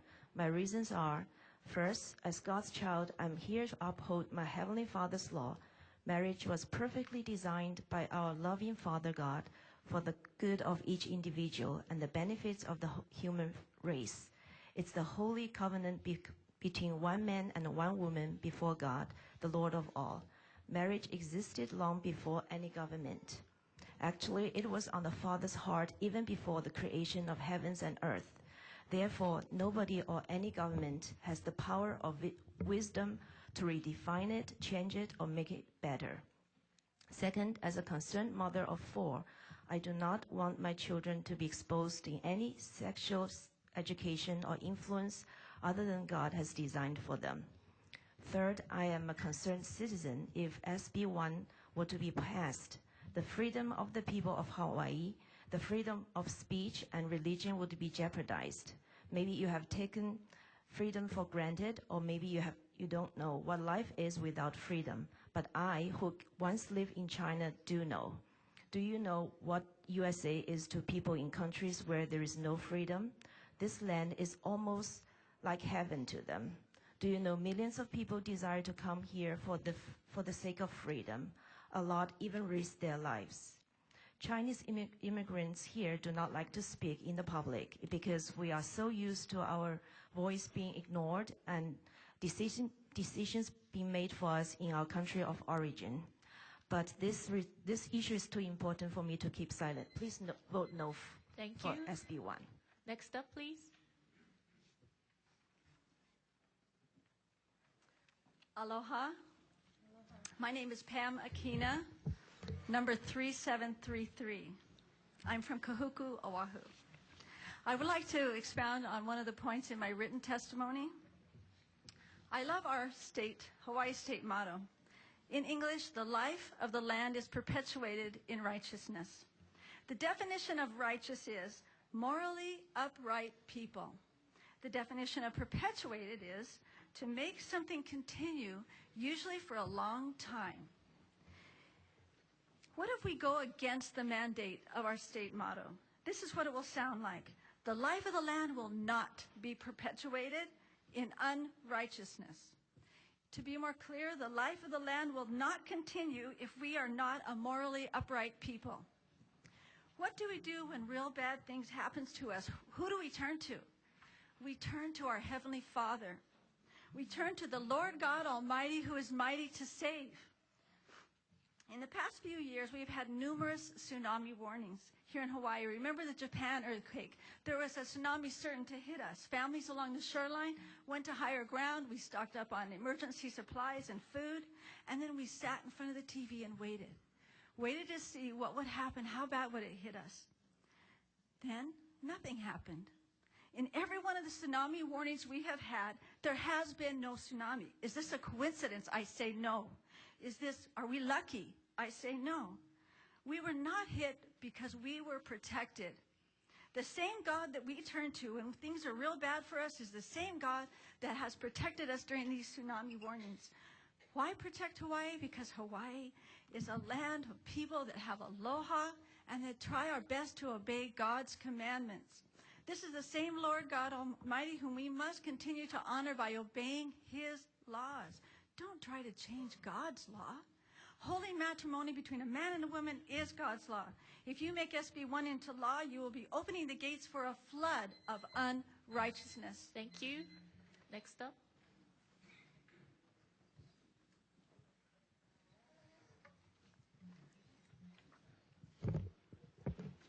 Chairs and members of the committee, my name is Jeff Esmond, and my number is 3671. My baby turned 1 last week. Happy birthday. 2 days ago, along with my 2 3-year-olds, we went trick-or-treating for the first time. Many people take the ability to have children for granted. I don't. If ever there was a couple who believed in family and wanted children, it was us. We went through 9 in vitro fertility attempts in order to give birth to our children. That's not easy, and I cannot summarize years of our life in one sentence. But I can assure you, we wanted a family. Families come in many forms, as every single person here knows and lives. For my children, they have had 2 parents from the day they were born. Unfortunately, their parents, my civil union partner and I, are not able to get married here in the state of Hawaii. This is the 21st century. The fact is, we are a same-gender couple, and we have children. This is a reality. Look at us. We love our children. We are real people, and our children are real people too. I know what it's like to want the best for your children. We represent what so many people seem to be afraid of, a loving family of 2 daddies with happy children. I don't know what it is they are afraid of, but if you ask me, and this is just my feeling, those opponents who have stood up here and threatened you with your jobs for not listening to them are bullies. No one can look at my children and tell them that they don't deserve the dignity of having their 2 parents be married. I hope I never have to explain to my children that we are second-class citizens, and that's why the children of the bullies who have stood up here are bullying my children. This hearing fully represents the extent that we need equality in our state. Until this week, I did not believe SB1 had anything to do with education, but we have had studies quoted, such as the one by Mr. Okino, of the Regeneris study, which has been unequivocally debunked by his peers. I can provide you with information. Support SB1. Thank you. Thank you. Next up, please come up.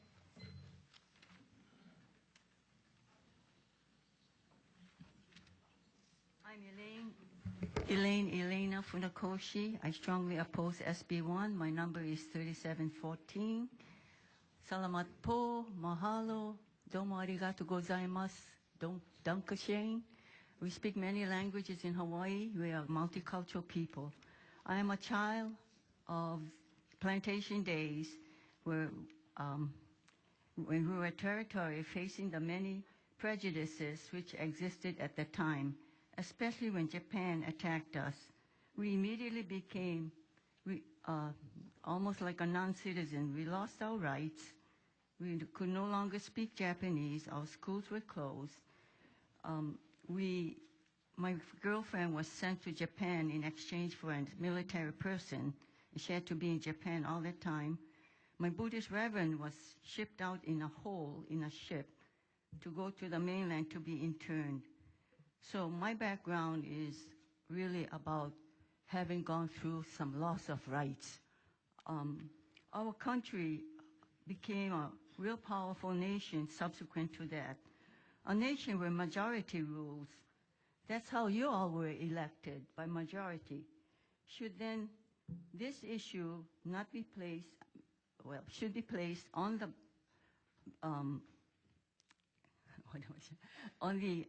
ballot for all the people to consider for, and you can then see the majority voted for it. You as a body, we really respect you for all that you do, and we just thank you because we know how generous you have been with your time and effort. We are not saying that our way is right, but we are just asking that you let the people decide. We thank you, and we just cannot really express how much we appreciate you. Thank you. Next up.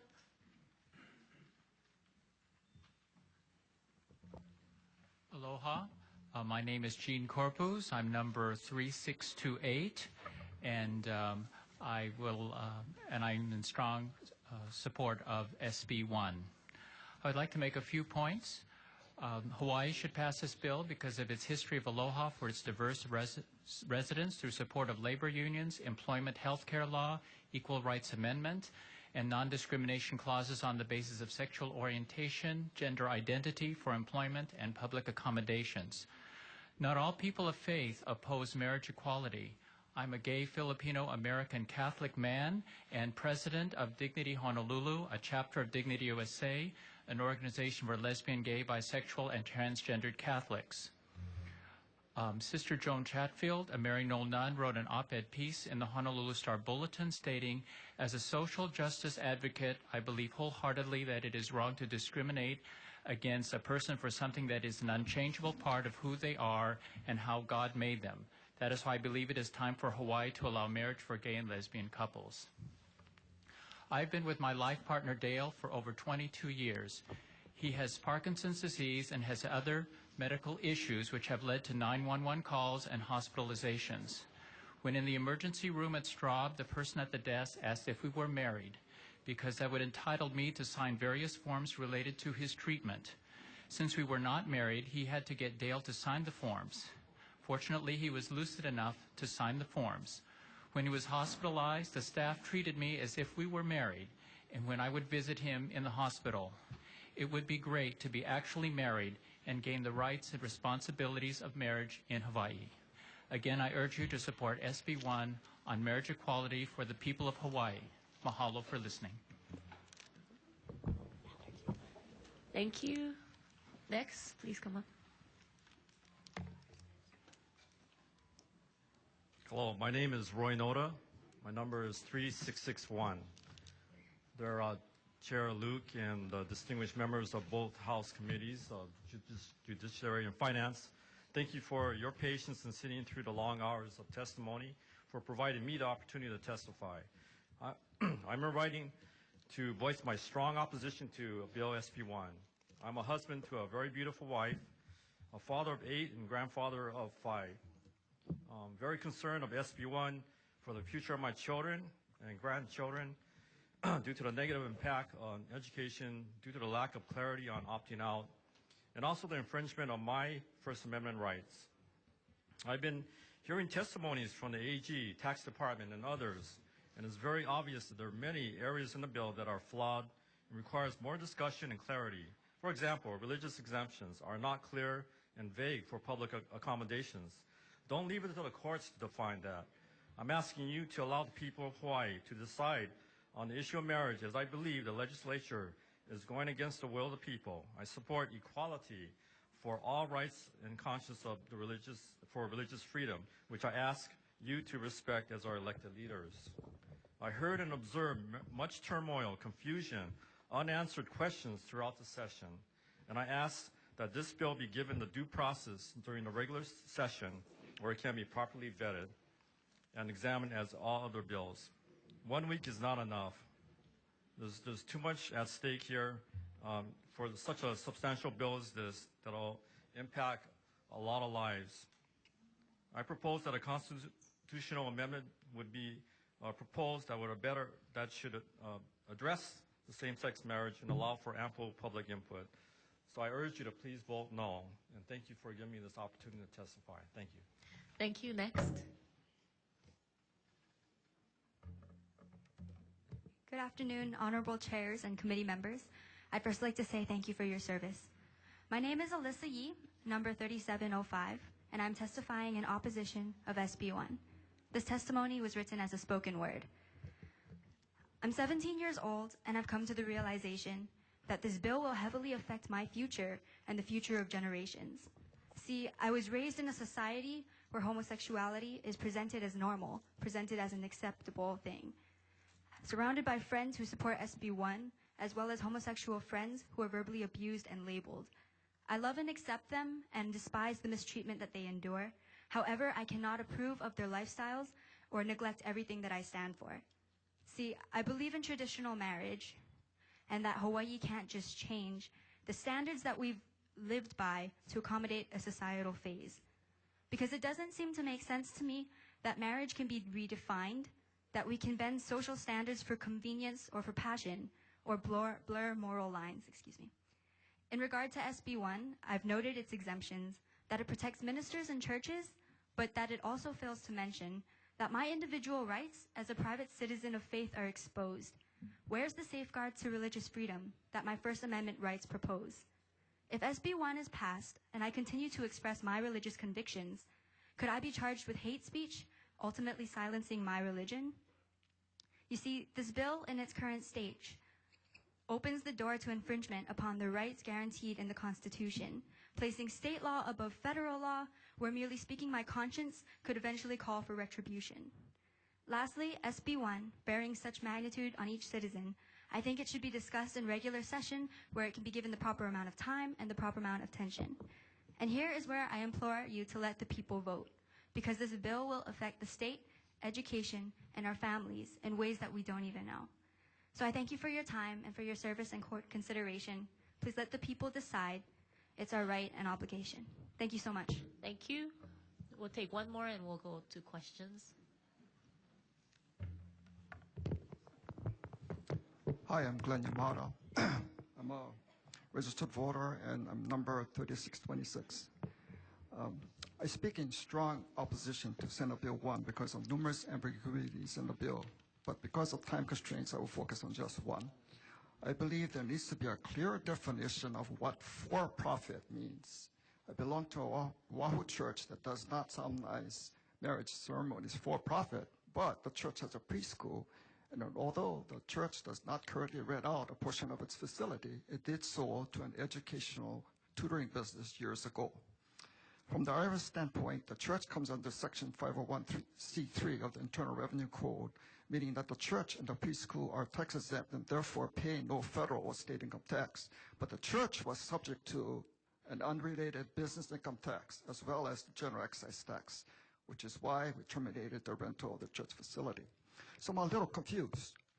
Under Senate Bill 1, if the church decided to resume renting out a portion of its facility, would the church be considered for-profit because the church would be paying the unrelated business income tax and the general excise tax, or nonprofit because it is tax exempt for IRS purposes? Since I have a little more time, I'm going to add one more thing. I was told this morning, under 1 King chapter 3 from the Bible, King Solomon was known as the wisest person in the world, but he wasn't always the wisest. He asked God for wisdom. So God granted him a wise and discerning heart. Not mind, heart. And I pray that God will give you a wise and discerning heart. Thank you. Thank you, members. We'll take questions. Representative Lowen.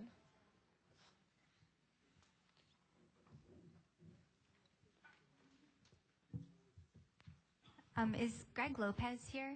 It's number 3640.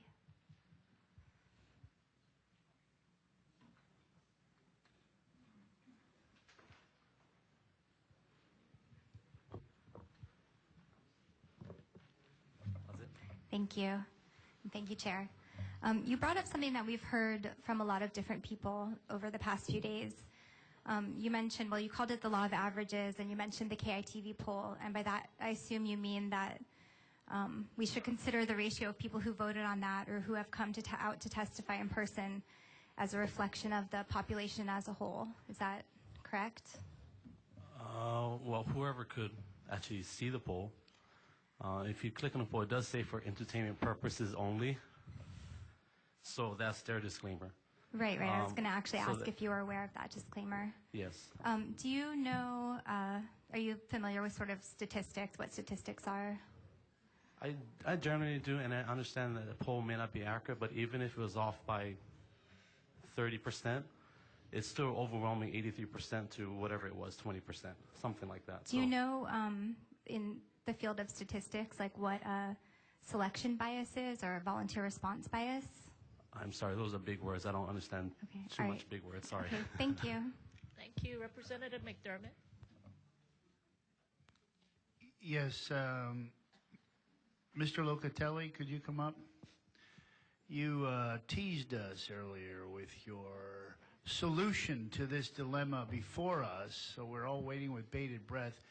But you try and be concise and summarize, but you alluded to some book you're writing, and so give you about 90 seconds to give us an answer. Sure. Thank you for the opportunity. And that's the thing. My name alone, Giuseppe Locatelli, takes up a lot of my testimony. So I rather you not take that long, and then So. since you want to declare a conflict. I think one of the things we really need to look at is right now there's a crisis in the United States with regard to the institution of marriage. We need to ask ourselves how we got there. So regardless of this issue alone, our divorce rate is skyrocketed in the last 50 years. Now, there was a time in the United States where the states did not get involved with marriage. And I believe it can be very strongly argued, that the original intent of the United States Constitution was never to legislate marriage. So where the states got involved more fully was we could really see that after the Civil War. And it had to do with Reconstruction, politics, and the southern states wanted control over marriage because they don't want blacks marrying whites.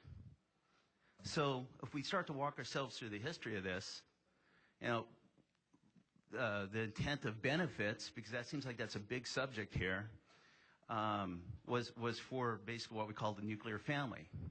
But look at our divorce rate today. And there are a lot of single-parent families, out-of-wedlock births, and whatnot. And so, if we're talking about equality, because I hear equality and discrimination here, those words out there, how about the person, regardless of sexual orientation, okay?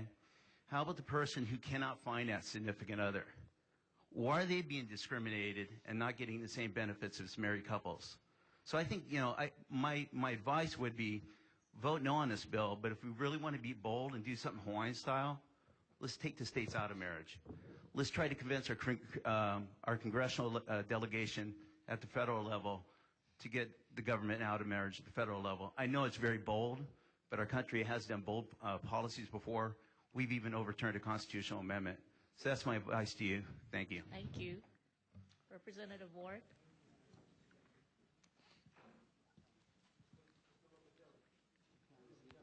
Mr. Locatelli, could you please return? Can you come back? Mr. Locatelli, it's not your name that I'm going to ask you about. Have you heard of Hawaii Family Advocates? Yes, I have. Did they conduct a stratified random sample poll? Regarding the letting the people decide versus letting the people here at this particular legislature decide? Yes, they did. And what were the results? Well, it was 2-1. It was 2 Democrats to 1 Republican, politically speaking. And it was 70% of the people in that poll, out of 250 people polled, voted for let the people decide. And was that a free poll, or did it cost any money? I'm not sure of the cost, but I know it did cost money. I think it was around $10,000. So Sounds like you know more than him, so you can tell us I'm later. only using what my colleague did earlier to discredit the KIT. Does the KITV poll mirror then the results of this paid-for random stratified sample poll, which Hawaii Family Advocates did? Approximately 10%. 10% difference. So it was 80%, I believe, to what that were for let the people decide opposed to 18% that wanted the lawmakers to decide. Thank you, Mr. Lucatelli. Thank you. Thank You're you. welcome. Any Thank other you. questions? Representative Onishi. Yes. You mentioned earlier about Hawaii being bold and maybe taking this issue of marriage away from the secular world and make it a benefit for everybody in terms of looking at whether you're single or married or whatever and make it a federal issue. In your opinion, how long would that take? I'm not saying it would be easy, and I'm not saying it would be quick, but it took over 100 years to get ourselves into this mess. So realizing that people here have been waiting for over 15 years or 20 years to address the issue of equality, you would suggest that we wait longer. Well, I suggested that's a better move in a better direction of equality. I understand that, yeah, but it's a different form of equality, And I right? don't It's think it'll take equality 100 for years. everyone versus people who are in committed. Well, the thing is if we want to look at the argument, right, of separation of church and state, it isn't. I mean, for example, I'm Catholic. If I want to marry a woman, I have to get a license through the state first and then get married in my church. Isn't that a conflict of separation of church and state? Well, you don't have to get married in the church. You could Well, get I'm married Catholic. civilly. I'm Catholic. So are you maybe recommending that we should take I mean, what I'm saying, the I'm sorry. approach in Japan where it is just a license that you're married? Well, what I'm saying is people could have the option to get a civil union contract, whether they're married in a Catholic church or not, if they want that contract for legal purposes. But they should have the option not to have it.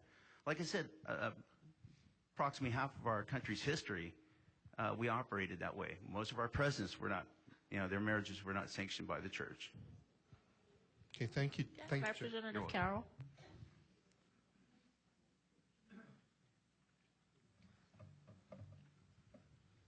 Thank you, Chair. I actually have a question for another person. Okay. Representative Suji, you had questions for this person. Okay, somebody else. Okay, thank you. Thank you. Representative Carroll, please go ahead. And thank you for the opportunity. Is Pastor Mike Kai still here?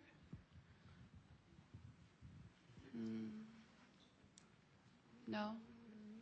Okay, we'll ask the Sergeant at Arms to go look, Okay. check real quick. Otherwise, Representative Suji? Thank you very much, Madam Chair. Is Lauren Arimoto, Ms. Lauren Arimoto, still here? The public school educator? And she's coming down. Thank you very much.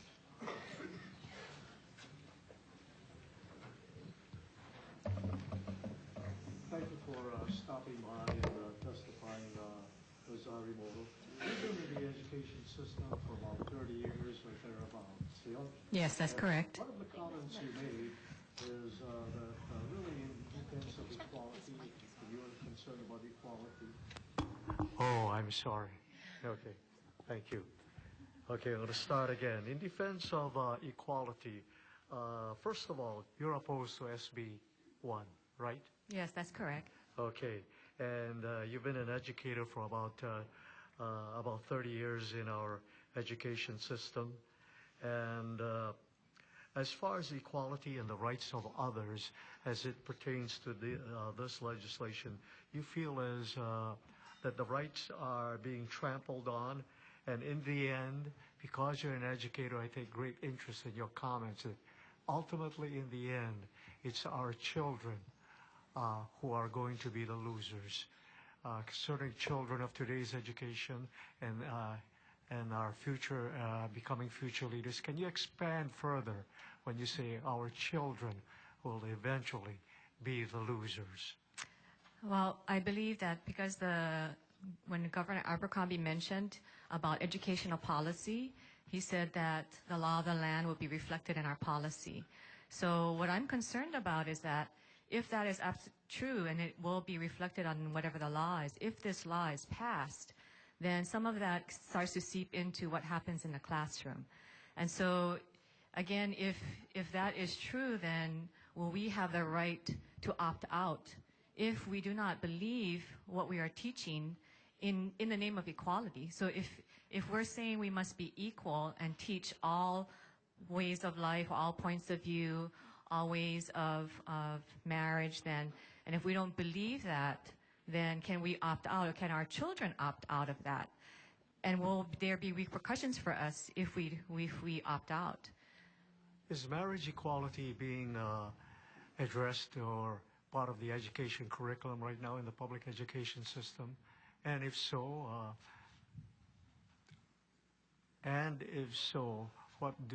how do you feel about the marriage equality program that's being administered in the education program right now? I'm not really sure what you're speaking about in our curriculum, but what I was referring to is what could happen if the policy, if what Governor Abercrombie is mentioning is it's going to be reflected in the law. If the Board of Ed policy reflects the law, then some of the things that we have heard that possibly could happen is we would, in the name of equality, we would have to do certain things and teach certain things. Our curriculum may be dictated to us, possibly, because, you know, we want to make sure there's equality. But again, if we don't believe in that as educators, or even if my children or grandchildren are subject to that, and we don't want them to be part of that, then can we actually opt out? Or, you know, that's the kind of questions that I would have about this bill passing, because again, the ramifications are bigger than what we know right now. So we would really have time to study all of that ramifications before we pass it. Thank you very much. Thank you. Thank you. Last call for Pastor Kai. I think they weren't able to locate him. I'm sorry, Representative Carroll. Thank you. Any other questions? Representative Onishi. Mrs. Arimoto, if you could please come back.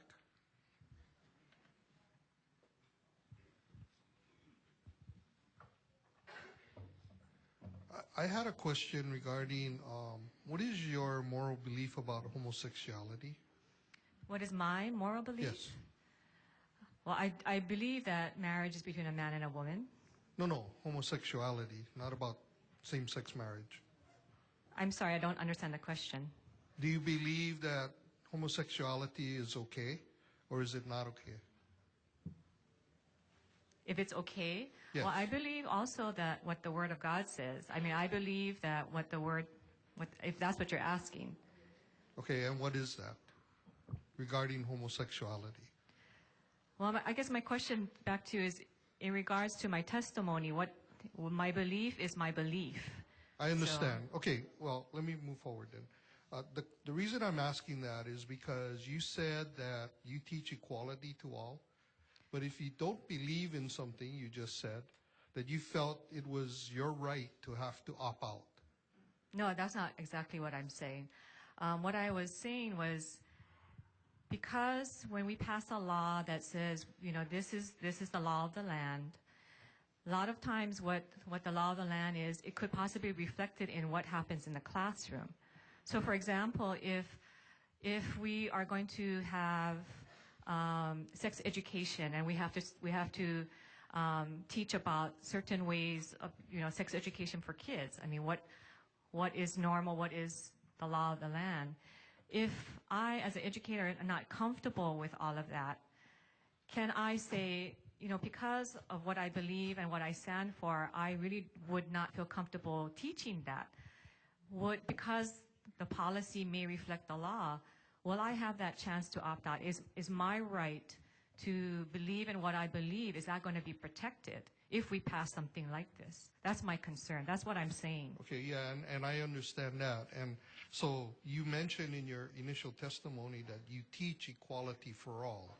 Well, I'm saying the curriculum Which does. includes the acceptance of gay people, right?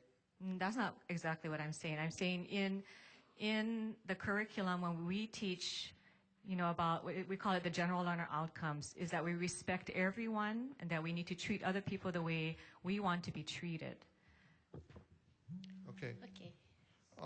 The second thing is you spoke about democracy and the process. And I had asked another teacher the same question in regards to what you teach your children about the issues that were related to the women's right to vote, the equality for all races, the issue with World War II and the internment of Japanese, and in regards to the public sentiment versus laws that were created to protect the minorities or to give the minorities equal rights. What do you teach in regards to that? In our curriculum, you mean? Yeah, in your curriculum or what you're required to teach about those subjects or that subject matter. Well, I'm not a teacher of social studies, but they usually teach whatever the publishers have after DOE has actually examined if that curriculum or the schools have chosen that textbook. It usually tries to reflect both sides. So Okay. the both sides of any kind of issue, that's what the textbook usually does try to teach. Okay, thank you, Chair. Okay, thank you. Any Chair. other questions? Chair. Representative Hashem. How do you deal with evolution versus creation in the classroom and teaching? Well, again, I don't teach. I'm actually, I'm part of what I do is I teach professional development to teachers. So how I'm does a the professional DOE handle developer. it then? Excuse How me? does the DOE handle it? From what I understand is if you're gonna present one side, you must present the other side. So there's both sides presented.